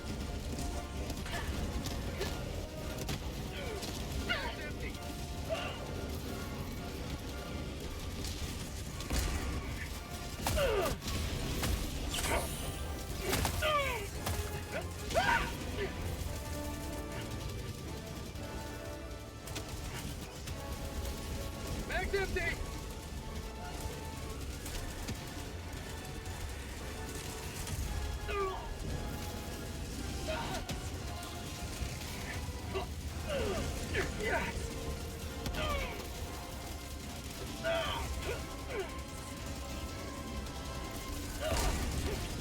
Mission at 10 minutes remaining. Reinforcing!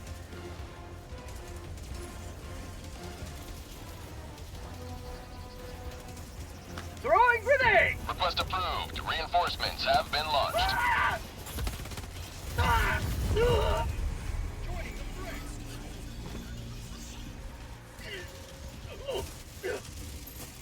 Sending in an eagle! Drop ships!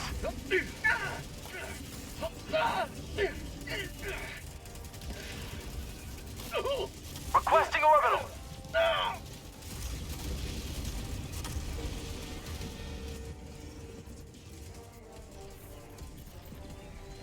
Reinforcing!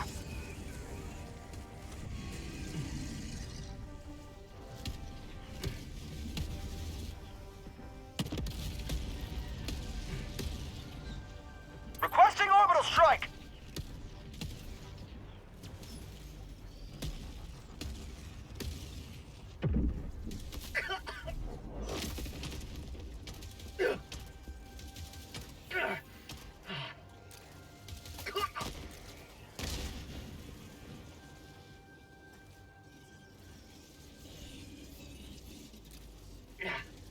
You will never destroy our way of life!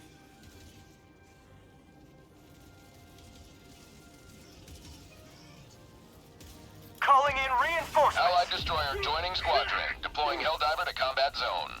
Warning, you are leaving the mission area. Get some!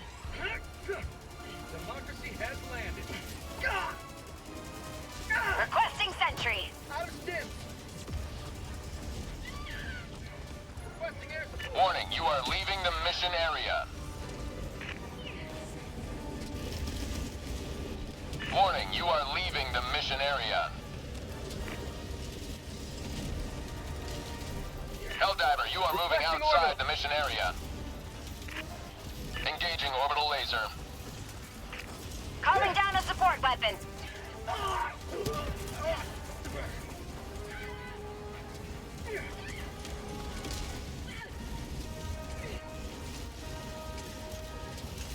Orbital inbound!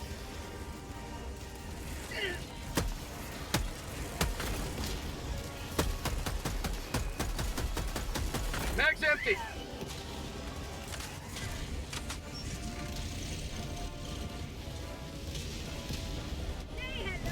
Freedom triumphs over tyranny once more. The extraction Requesting shuttle orbital. awaits your request.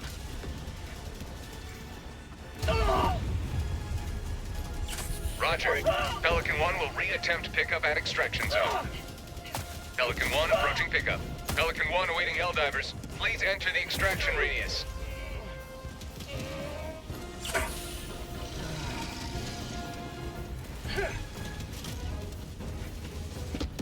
Reinforcement ready to fire. Calling in reinforcements.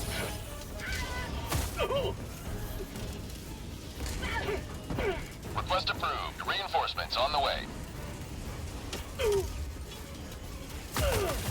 Democracy has landed.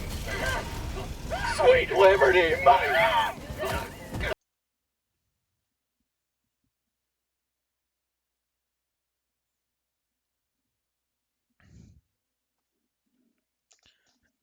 I mean, we were gonna win.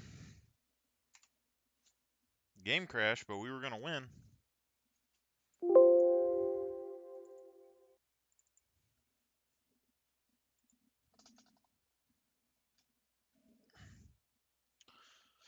All you need for bots is a good amount of bombs. 22 shelters, allowing less than 0.1% of the population to be saved in the event of a nuclear holocaust.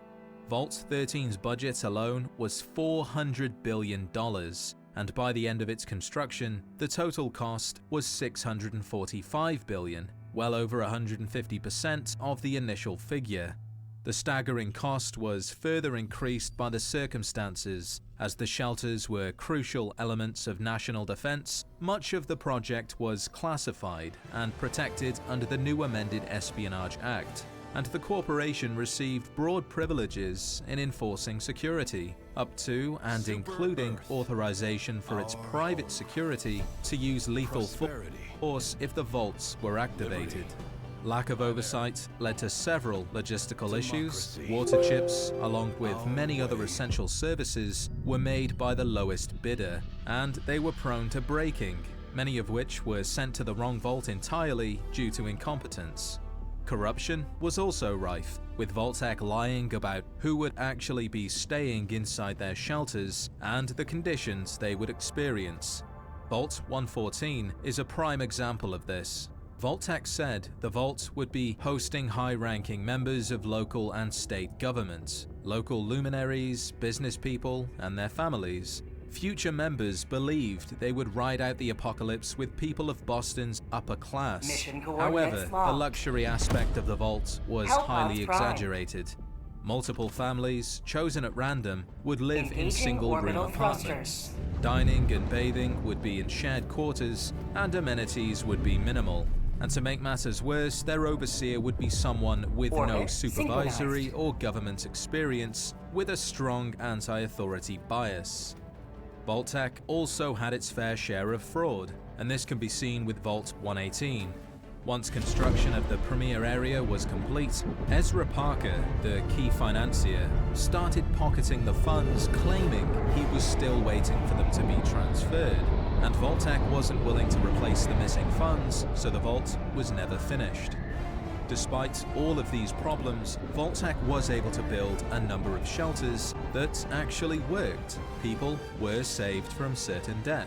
Their equipment functioned as intended, and new settlements were made after the Great War. But behind the guise of saving people, the vaults were only a small part of something much bigger. Check this out. I'm going to show you how I afforded this car. Okay, you ready? All right, $118 for car insurance. That's how much I was paying, okay? I picked up the car a few months ago, and watch this, ready?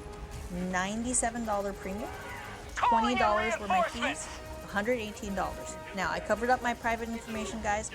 $39, $118. Check this out, ready?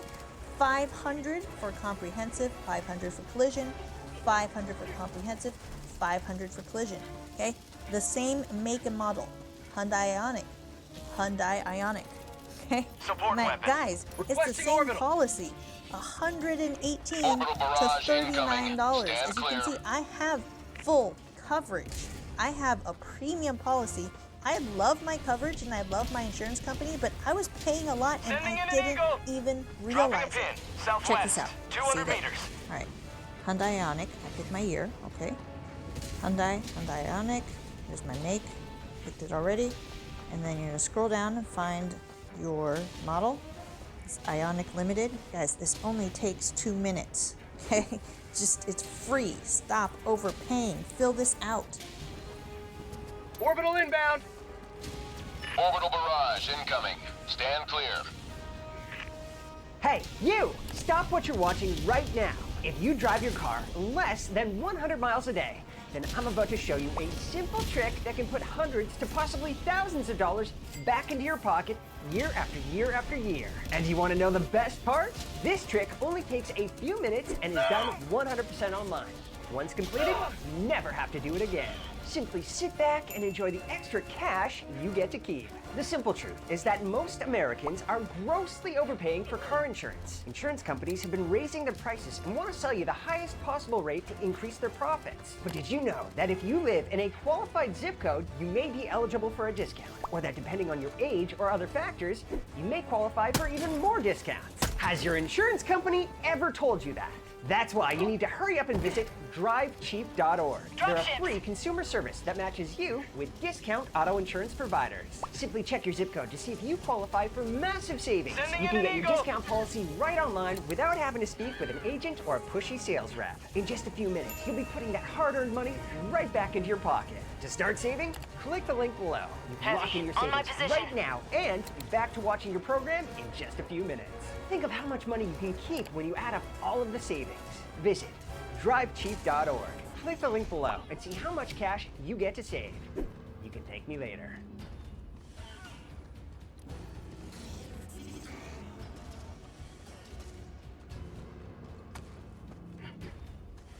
In Fallout 2, Dick Richardson explains that the vaults were part of the Great Plan, and despite many of them failing to save their inhabitants, they had worked exactly the way they were supposed to.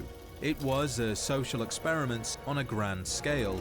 Some of the vaults didn't have enough food synthesizers, some only had men or only women, while others were designed to open after a certain amount of time had passed. Each vault had its own unique set of circumstances designed to test the occupants. That was Vault-Tech's original purpose, to build shelters the Enclave would use to test humanity and nothing more. But in later years, Tim Kaine clarified that the data gathered from the vaults was going to be used by the Enclave to support their creation of a multi-generation starship. A ship the Enclave would use to flee Earth in the event it was rendered uninhabitable by nuclear war. But this was just his idea during the initial development of Fallout 2, and since then, things have changed. Earth is still habitable, so the Enclave have likely stopped planning to leave the planet and are now focused on exterminating the mutated life instead. Therefore, the data the experiments produced is now redundant. Yet that data could serve Vault-Tech instead. In later games, there are certain experiments that Vault-Tech could benefit from. Cryogenics, cloning, and simulations would allow Vault-Tech executives to put themselves on ice until the surface was safe. They could also clone their staff and build a powerful fighting force, and train them for countless scenarios inside simulations.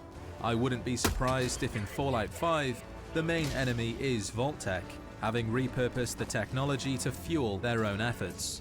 And there are a few things that suggest Vault-Tech is planning something. In Fallout 76, the overseer of Vault 76 had a secret mission to secure Appalachia's 3 nuclear missile silos, a mission that was given to her by Vault-Tech. It's likely the Enclave only wanted the vault to open after 25 years, to monitor the results and to then use them for their spacefaring future, but Vault-Tech had specifically intervened. They told the Overseer that once the doors had closed, she was to start preparing her citizens to leave the vault after 25 years and begin a process called Reclamation. After Reclamation Day, the Overseer was personally ordered to find and secure the nuclear silos.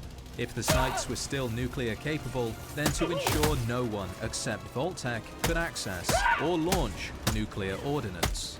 They also clarified that even if there was other authorities, whether government, militia, or otherwise, their claims were to be ignored and Vault-Tech alone was to maintain jurisdiction.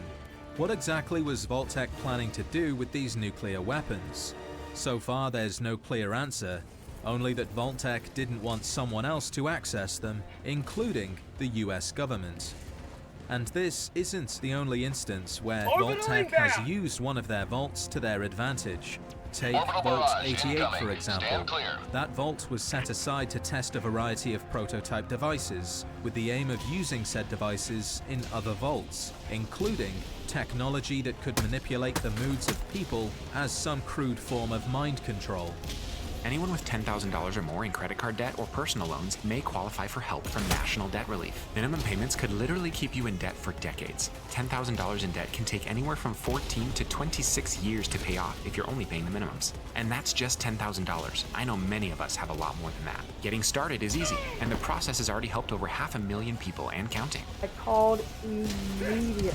Congratulations, you qualify to be a part of the National Debt Relief Program. And you're not alone in that shame left. I cried. I'm debt free. Wow, I can't thank National Debt Relief enough. I can't thank them enough. Find out if you're eligible today. Click the link on this video and answer a few short questions. If you have $10,000 or more in debt, there's a good chance you'll qualify. This is not too good to be true. I had an engaged. I got the email, it said congratulations, you are now debt free. My relationship is much better now. There is this entire stress that is completely gone. I'm debt free. Be sure to apply before next Friday. Go ahead and click that link. You'll be glad you did. Bot fabricator. Request approved. Deploying 100 meters. reinforcements. This is a typical meal when I was following a carnivore diet. Little did I know, though, that I was really gaining weight. Hey, if you made the same mistake as Dr. Drew did when going on a carnivore diet, check this out. Requesting Someone orbital. needed to lose 10 pounds or more in the next 90 days. What do you think would be the best way? Keto? Paleo? Running on the treadmill? Oh, cutting carbs. None of those things. None of them? None of them. There's a much easier way. Can you tell me more? If you want to drop this, Start eating more of these. Supplies. Starving ourselves, eating salads, and cutting out carbs. Doing this never works and only leads to more frustration. You might think this would take years to learn, but we're going to teach it to you in 60 seconds. Watch this. This is a metabolism killer. This is a metabolism killer. And this is a metabolism killer. If you're over 40 and are running on the treadmill endlessly and eating salads all day just to lose a few pounds, just stop and listen to what I'm about to tell you. In your 20s, it's easy, right? Put on muscle easily, we're fit, we got tons of stamina, tons of time sometimes. But as you get older, you may not be able to lose weight as quickly or as easily. You may not be able to put muscle on so easily. And you may think or may have been told that there's nothing you can do about it. Well, that isn't true. And that's what all of the vaults boil down to. Control. Vault-Tec wanted to control people, be it through mind control or nuclear weapons. Only most of the world, including their own governments, would never allow them to take over. So in order to ensure their plan succeeded, they had to do something drastic, like using the Great War to eliminate their enemies. Now Vault-Tec did operate its own alert system, and they were authorized to carry out drills for citizens selected for inclusion. Beta alert drills were carried out at regular intervals, sometimes as many as 5 a week, in order to test admission protocols and to prepare the future Vault Dwellers for the real thing. But by using their alert system, they could trick the residents into entering the vaults early, ensuring their test subjects survived the Great War, a war they would start to take the US government by surprise, which removed their main threat, or at least knocked them down a few pegs. But in order for this to happen, they would need access to nuclear weapons. Vault-Tec is an American company, working closely with the US government, so there's a chance that Vault-Tec would have access to military equipment or designs inspired by their current tech. Both Vault-Tec and Vimpop Incorporated had strong ties with the US military, and as a result, they had access to certain technology. Only instead of getting access to just power armor, Vault-Tec could have provided the military with a secret vault, in which they could store equipment including nuclear warheads for the military to use in the event their other, more exposed bases were damaged during nuclear exchange. With access to nuclear weapons, Vault-Tec could start the war, taking their government by surprise and reducing their strength. All the while, their alert system could be used to trick residents into entering the vaults early, ensuring they had enough test subjects to run their experiments. And this comes back to a popular theory, that certain nuclear weapons, the Megaton bomb, the One, and the many others inside Fort Constantine, all belong to Vault-Tec, due to the bombs having a logo that looks surprisingly similar to Vault-Tec's own logo. I don't necessarily believe this theory, although Vault-Tec having their own nuclear division isn't out of the realm of possibility. They do kind of have a motive for starting the Great War, as well as the opportunity to do so. So it's a strong maybe.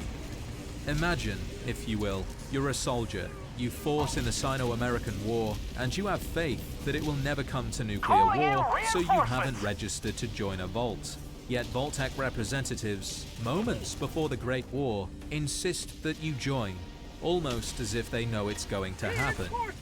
I'd argue that no country would escalate things to such an extent, not unless they had no other choice. It's madness, mutually assured destruction, and the after effects of a nuclear war could be so severe that you might not even be able to survive on the surface for years. So what would be the point in starting a nuclear war? Retaliation is a different matter. You're already being attacked and you want to ensure the enemy suffers the same fate. It's one of the main reasons a country has nuclear weapons, but never uses them. They only exist as a statement. one that says, if you destroy me, I'll destroy you. The only reason you would use nuclear weapons was if you had a way to ensure you survived retaliation, like a series of shelters. So to Vault-Tec, there is no repercussion. They stand to gain everything from the Great War, and they know it's coming because they are going to start it, which is why their representatives are hounding people to sign up, because they want more test subjects before it's too late. And this theory is supported by the leaked film treatment of the cancelled Fallout movie from 1998, in which the first strike was actually made by Vault-Tec, whose executives had agreed to kickstart the Great War in a bid to fulfill their own prophecy. Although until it is confirmed, what Vault-Tec is truly doing will remain a mystery. For now, all we know is that before the war, they seem to be interested in conducting experiments and gathering information. Maybe in the next Fallout game we'll get more answers and finally see what Vault-Tec has been up to all this time and what they're hoping to use the data for. Until then, it's a mystery, as is who started the Great War. Are you struggling to become a successful trader? What if I told you I make between $1,000 to $15,000 a day, repeating the same steps every day? I can tell you it's not by watching YouTube tutorials, reading trading forums, or watching the financial news. Basically, all I do is find a trend, and regardless if the market is going up or down, I get paid. But listen, I'm not here to brag. I'm here to help you be more successful today, just like the students I've been helping recently. For example, a busy mom makes $310,000 in her first 3 months of trading in her spare time. So total 4 weeks of the total P&L, it is $310K. I'm so happy that I found you. An engineer making $1,000 a day on average. Putting everything together, understanding that there's a step process on how to do things day in and day out, regardless of what the market looks like, that really made me super happy that I joined. On a daily average, the last couple weeks been anywhere between $800 to $1,100.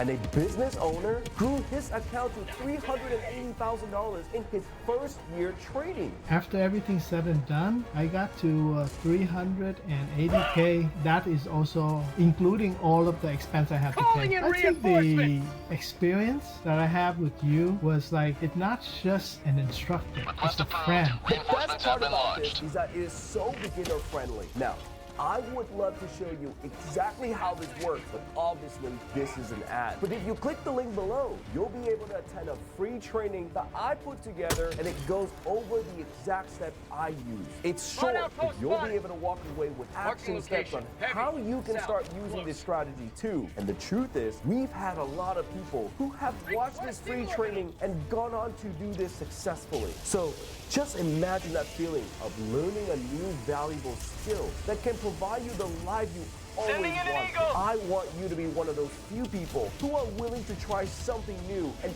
take advantage of this. So just click the link below and I will see you on the other side.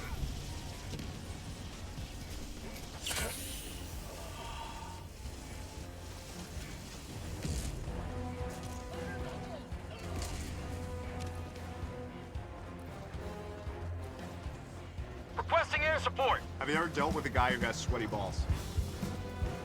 Yeah. Hi, I'm Steven with Manscaped, and today we're asking random people tough questions on male grooming. If I were to sniff your seat right now, what would that smell like? Requesting air support. You know, it'd smell like... What do you think about a guy who uses the same razor on his face as he does on his bush? Jail. Oh, that's jail. Immediately. Well, when I had braces, the hair would get stuck in my braces. But now that I don't have braces, Wife? Any smells coming from the balls? You think you have more hair on your balls than he does? Definitely on my ass. He's probably got more ball hair. But I definitely have more butt hair. What if I told you there was a deodorant specifically made for your balls? Really? Really? Oh, dude, that smells so good. Balls smell like that? Nah, but they should. All right, guys, there you have it. Do your balls a favor and get Manscaped, and I'll see you next time. Peace.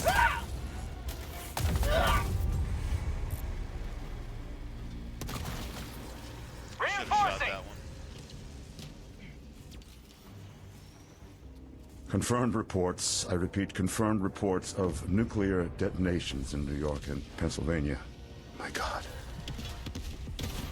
Now, I've Reporting already to the said front. that Vault-Tec could have started the Great War and how they would have done it. So map, let's not go southeast, through that 300 again. meters. But there is another theory that Vault-Tec started the war, only this time it wasn't intentional, but by accident.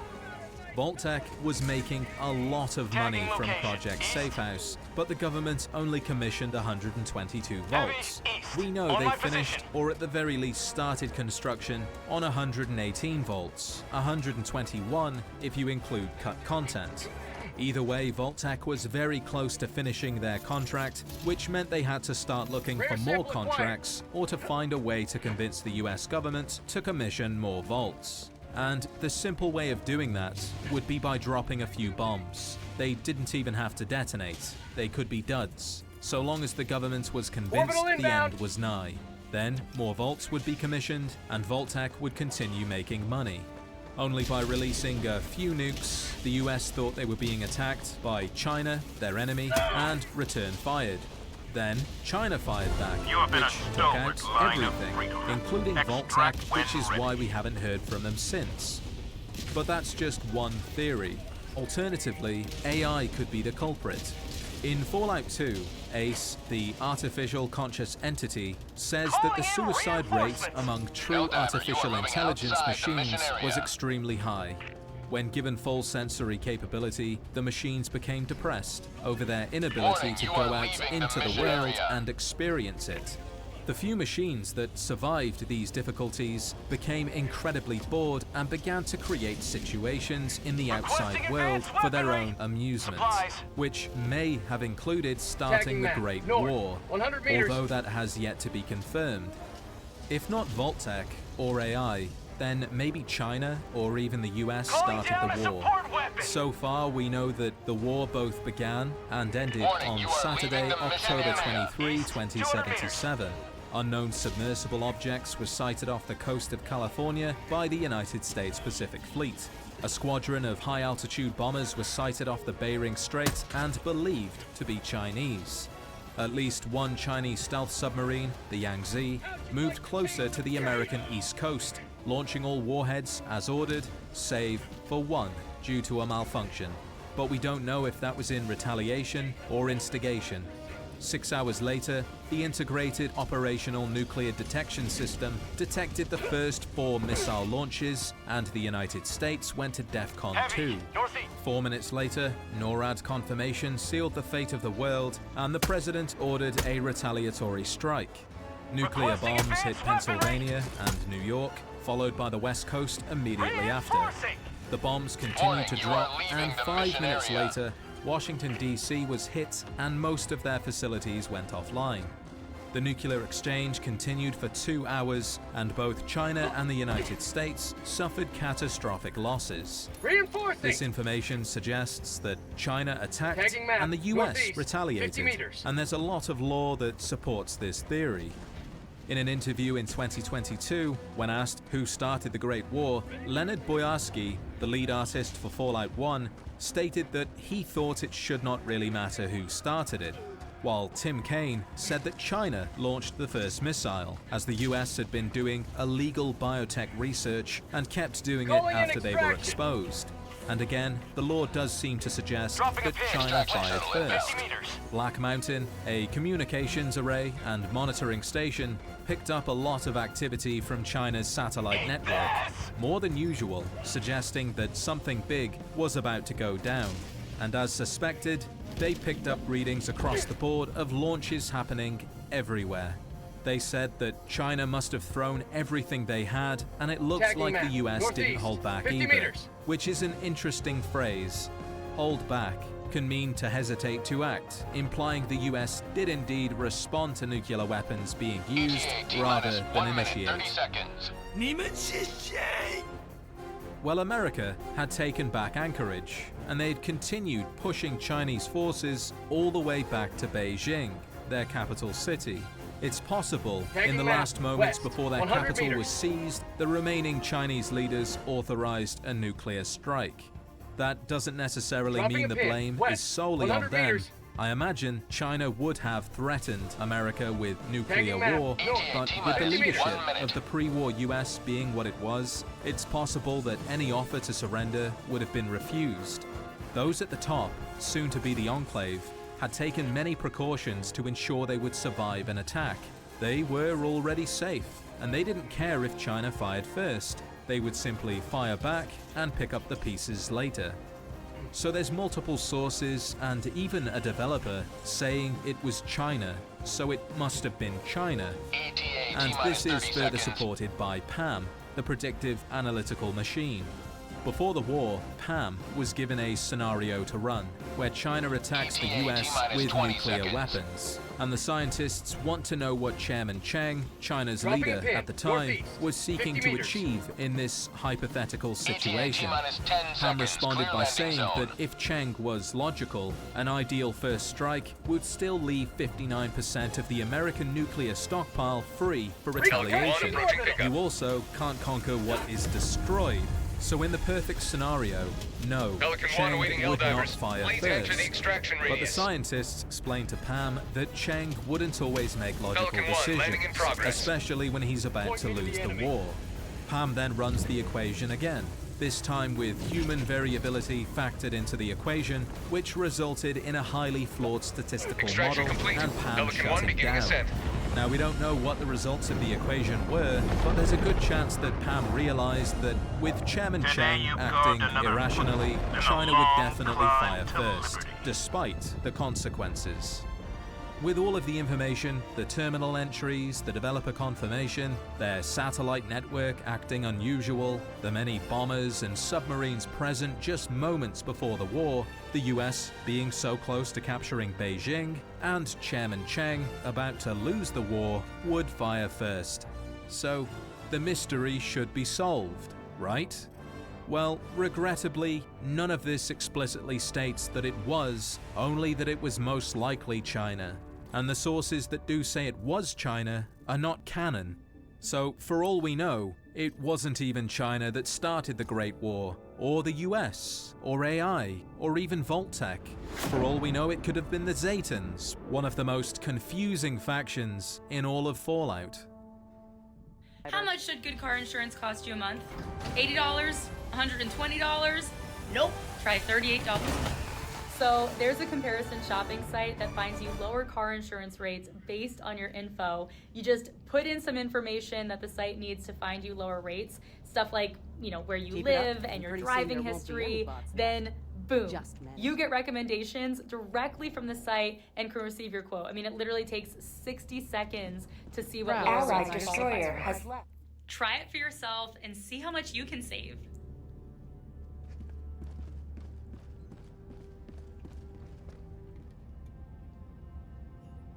Check this out. I'm going to show you how I afforded this car. Okay, you ready? All right, $118 for car insurance. Allied destroyer has left squadron. The oldest recorded moments of Zetans interacting with humans, at least that we know of, is the abduction of Toshiro Kago, a Japanese samurai. His style of armor is dated to the Azuchi Momoyama period, dated from 1568 to 1600. So Kago is living proof that Zetans have interacted with humans for at least 700 years. Other than gathering humans, they also seem to have an interest in collecting human objects. Everything from weapons to clothes, food, and even toys, with a particular obsession for Giddy Up Buttercup, a small metallic toy horse, which I will come back to in just a moment. Their presence hasn't gone unnoticed, mind you, as the US government was aware of their existence, made clear by a terminal entry in the Citadel which detailed a UFO crash. You can also find alien power cells in former US military installations, more of which can also be found in the Olney Power Works, implying alien power cells were used to create Tesla cores. Not that I'm complaining or anything, right, but I answer an SOS beacon to help with that mission, and they kick me before I can land. Mission coordinates locked. Helldive All pods primed. Engaging orbital thrusters.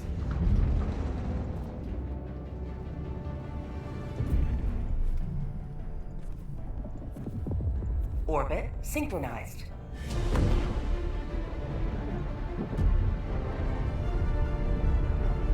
Foils. Besides that, we know the US military reverse-engineered alien technology to create weapons, like the MPLX Nova Surge, a prototype plasma pistol. Query Virum, a pre-war group, knew the US was hiding something from the general public, and they tried to expose the conspiracy. And while they were able to steal the prototype weapon, locking it inside a safe and burying it for later use, it was eventually retrieved by the Zetans. And perhaps the human technology that we see on board the mothership are more examples where alien technology was reverse-engineered to make new things, like the Giddy Up Buttercup toy, a toy made by Wilson Automatoys, a company that had a certain corporate building commandeered by the military as part of the Scythe program, a classified materials production program. Could the Zetans be collecting technology that they see as theirs? It's possible the entire reason they are still present is to simply recover alien tech, but that doesn't explain why they're abducting people and conducting experiments. Well, a popular theory is that they are getting ready to invade Earth. For hundreds of years, they have watched as humanity has rapidly developed in terms of technology, and as our weapons became ever more powerful and deadly, they started to see humanity as a threat to their very existence. So, they took action, abducting certain people and stealing certain items of interest to learn more about us as a species, all in preparation to invade. And all of the crash sites we see on Earth could be the Zetans monitoring the situation, although they appear to be terrible pilots. These encounters don't really reveal much about the Zetans, but there is something I'd like to address, and that's the need for spacesuits. In Fallout 1, the alien crash site has 2 dead aliens without spacesuits, and in Fallout 3, the alien crash site has 1 dead alien with a broken helmet, suggesting their spacesuits are an integral part of their survival on Earth. But in Fallout New Vegas and Fallout 4, there are Zetans that are still alive, without helmets, and they seem to be doing just fine. However, these crashes are either part of the Wild Wasteland perk, and therefore not canon, or they're very recent, meaning they might be able to survive for a limited time without the need for a spacesuit. But I'd argue that ultimately, without one, they will die. And I think that's confirmed in Fallout 76 with the alien dubbed the Flatwoods Monster, an alien that is constantly sealed within a suit to help it survive on Earth. Because unlike the surviving pilots, their time on Earth is much longer.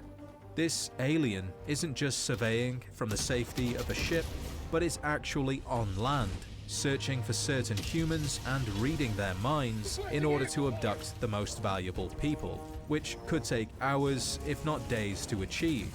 So maybe their reliance on spacesuits is what's prevented them from launching a full-scale invasion. It's just too dangerous, and maybe they don't have the numbers, which has led to them coming up with some creative ways to invade. This mind-reading technology I just mentioned is also on the motherships, and one of the captive recordings in the Mothership DLC, specifically Log 17, shows this. Tagging location, southeast. Roger, roger.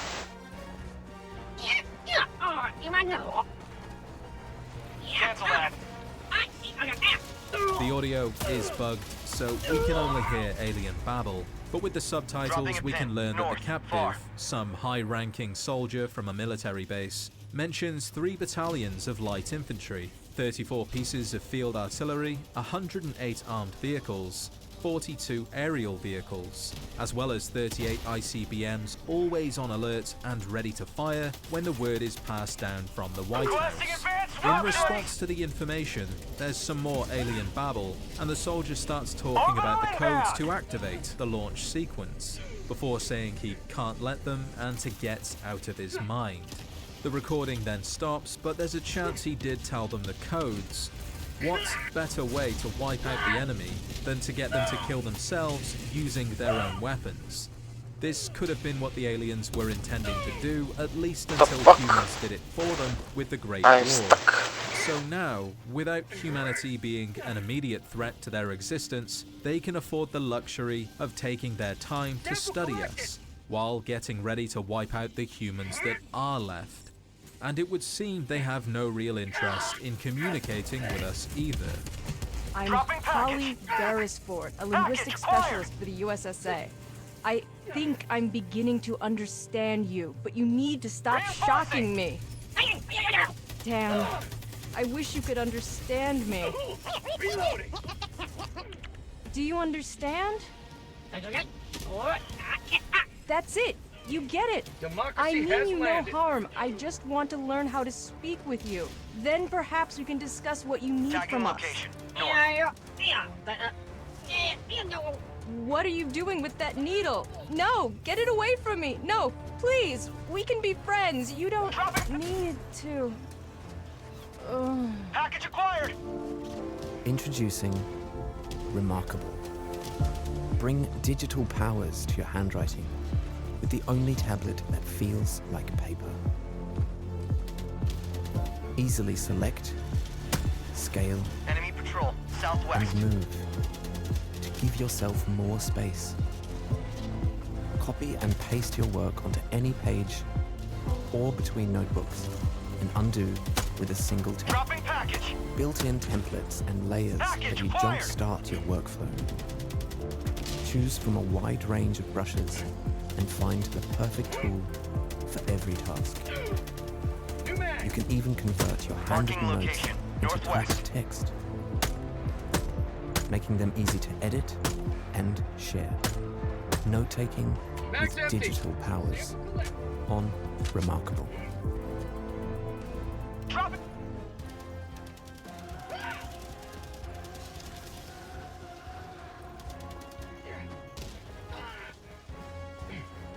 Hi there, I'm Jeff Foxworthy, and over the course of my career, I've been asked to endorse a lot of things, and to be honest, most of them are just garbage. This thing, the Icy Breeze portable air conditioner, is amazing. I am blown away by this product. Okay, John, explain this to me. What is an Icy Breeze? An Icy Breeze is the world's first true portable air conditioner. So when people see it, when they first look at it, they think it's a cooler. But it's not. It's actually an air conditioner that's built in that you can take with you. Okay, my people, the rednecks, I've been around these things where they have like the fan blowing over the air, but it's like wet air, kind of. Is this different than that? This is that redneck AC that they've been making for years. Just done right. Done right. Okay, well, explain it. So on the inside, it has a true heat exchanger, just like your AC does. Yeah. So when the air blows across this, the ice cold water is running through it. When the air goes through it, it rapidly cools the air. The moisture sticks to this, drips back down in the cooler, and what's blowing out of the vent is ice cold air. This actually blows harder and colder than the AC vent in your car does on a 100-degree day. Wow. And it does it on that. That's amazing. So no fuel, no electrical cords at all. 6 hours on a battery. On a single charge on our 10-amp-hour battery, you can run this for 6.5 hours. And most of the places you'd be using it, you're not even there 6 hours. Well, I think about it like I do a lot of concerts in the summertime, amphitheaters, you know, outdoor events. The people that are under the pavilion, they've got shade, but I look at all these people out sitting on the lawn, they're roasted. Right. So something like this, it's incredibly quiet. You ran one right before we came in. You can sit out there and have air conditioning blowing on you while you do this. And most of the time, they're going to have an ice cooler with them with their drinks in anyway. And you can actually do this. With this holds 3 10-pound bags of ice. Yeah. And so you can throw your drinks in there, you can throw your snacks in there. But when you need it, you can turn it on and use the air conditioner. So your drinks are cold and you're cool. That's a pretty good combination. And I just think of so many uses for this, like being at the ballpark or tailgating. You know, so many times you don't want to do it because it's just too hot to do it, or like NASCAR events where people go spend the entire weekend there. I'm thinking about, you know, being at the church picnic, looking over at my mama with pit stains under her sundress. You know, nobody wants to see that. Hey, we got a 4-foot extension tube. You just take that and just shove it right up the shirt. Don't think my mother wouldn't do it. My mother used to get so hot in the summertime when we were kids, she'd be driving home from church and she could take her bra off without taking her dress, you know, and she'd pull it out the arm. I mean, she just got too hot. This thing is absolutely amazing. So many uses for this. And what's nice about this is you can run it off battery, but we also have a 12-volt cord, so if you're like on your ATVs, your golf carts, any of that, you can plug it in, run it direct power. It has a 110 cord, so like if you're sitting on the back porch, you can run it that way. The remote, so if you're getting in and out of the ATV, you can turn it off and on without getting to it. So it's very versatile. A normal air conditioner, you're gonna have to run the exhaust, even portable. Objective Say located. it's a portable West. AC. It's not. Yeah. You have to have that thing ducted out of a window. Yeah. It has a condensation line where it's I was dripping going to say everywhere. the condensation, what happens with the condensation, but it's Tagging going map. right back into South. the cooler. 50 That, meters. everything with this unit is self-contained. So like when the moisture builds up, it drips back in there and then just recirculates. And there's no exhaust, so there's no heat. Everything is all self-contained. So you can actually, like in the tent Marking behind us, location. on a Northwest. hot day, Enemy you can elite. carry it right in your tent with it, zip the door up, turn the air on, and go to sleep. How much 100 does it degrees. weigh? Calling in orbital strike. 16 pounds. Holy cow, a bowling ball. And 16 pounds, but this actually has twice the amount of foam as the leading brand coolers. So when you're not using the AC, it'll keep ice for 7 days, like the best coolers on the market will. It's great for camping. Yep. Fishing, you know, my brother plays golf. I'm not a golfer, but you can stick this on the back of a golf cart. Back when I did used to play, if you're not teeing off first thing in the morning, summertime, it's brutal. This is amazing. And people have been trying to do this for years. I mean, I've seen this for years where people have tried to figure it out, but you've done it. I have a feeling people don't just buy one.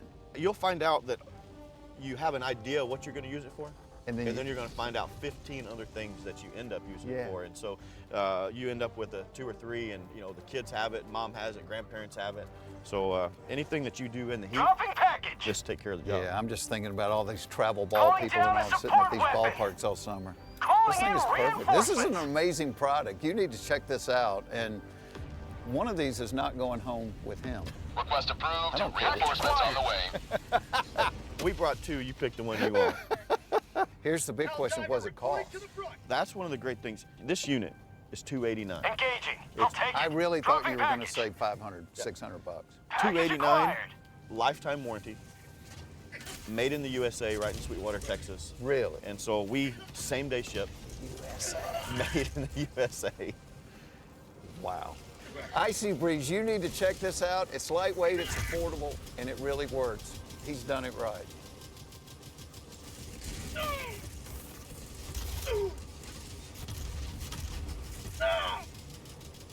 So Holly Beresford actually managed to work out the basics in terms of communicating with the Zetans, which they really didn't like.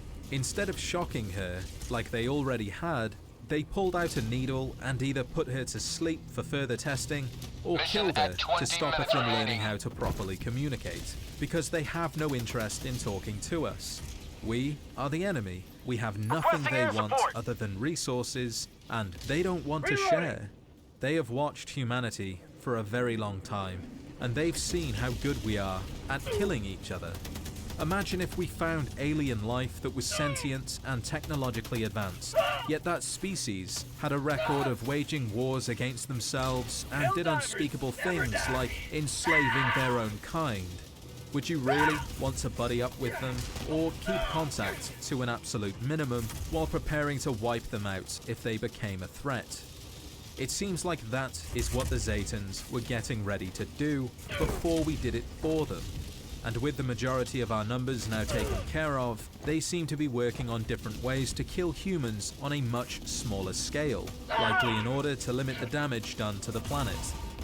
Now, Zetans haven't just abducted normal humans, they have also captured ghouls and super mutants too.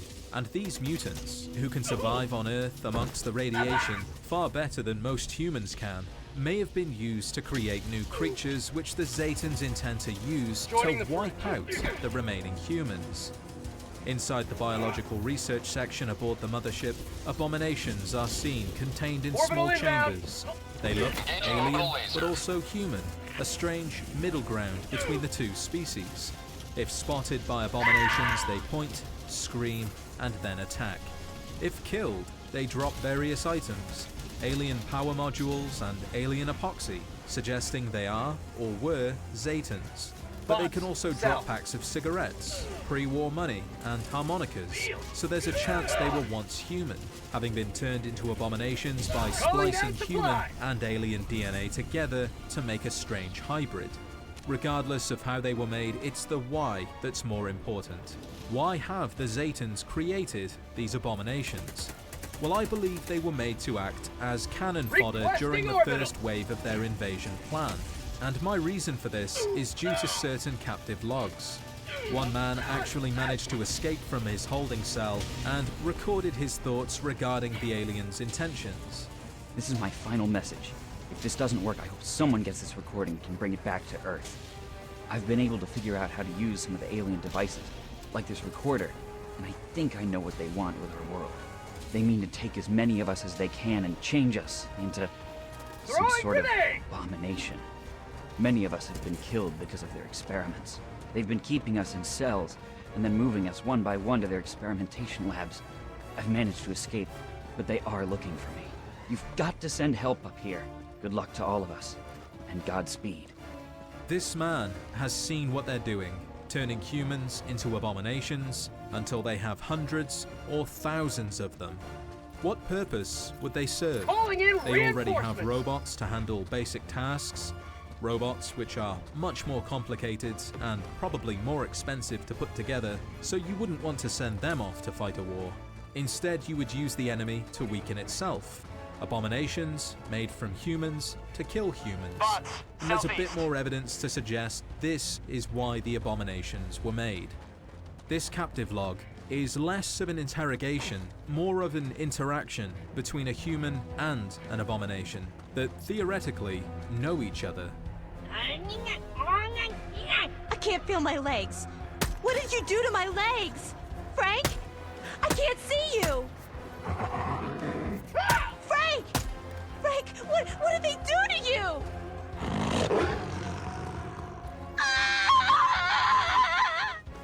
With all of this, I think it's safe to say that humans are being captured, turned into abominations, then sent to kill humans they both know and pose no threat.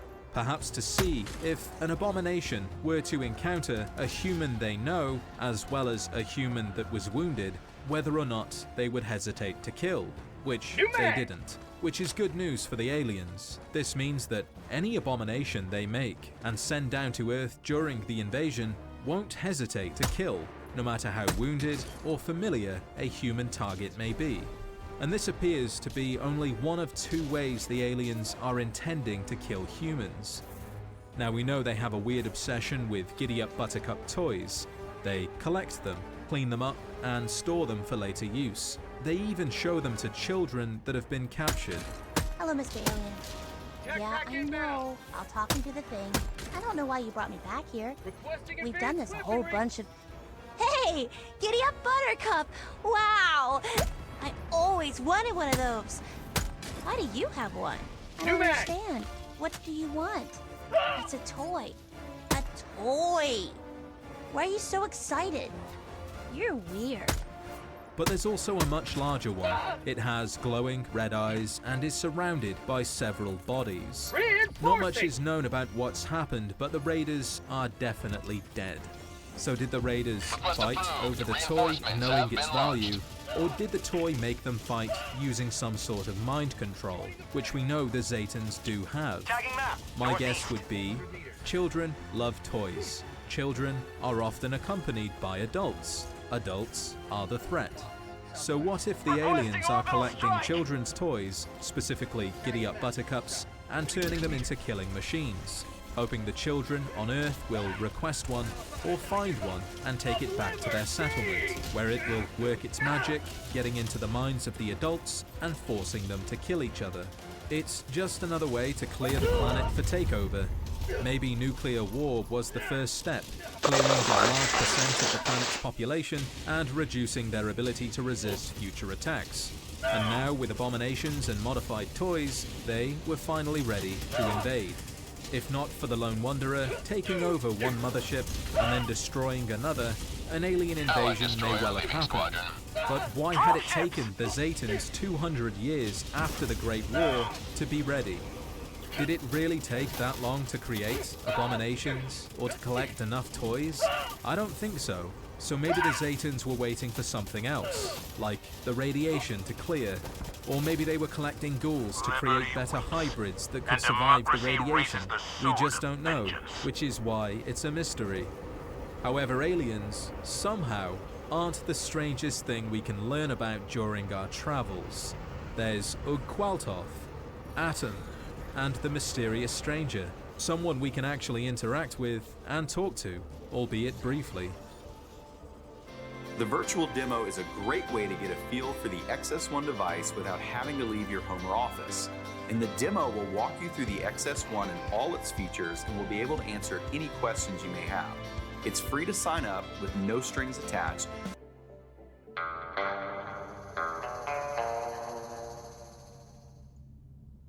Once the Mysterious Stranger perk has been taken, there's a chance the Mysterious Stranger will appear, aid you in combat, or revive you, and then disappear. We don't know why he helps, where he came from, or where he goes after helping. There is, however, a few theories that turn the Mysterious Stranger from a mysterious stranger into a familiar friend.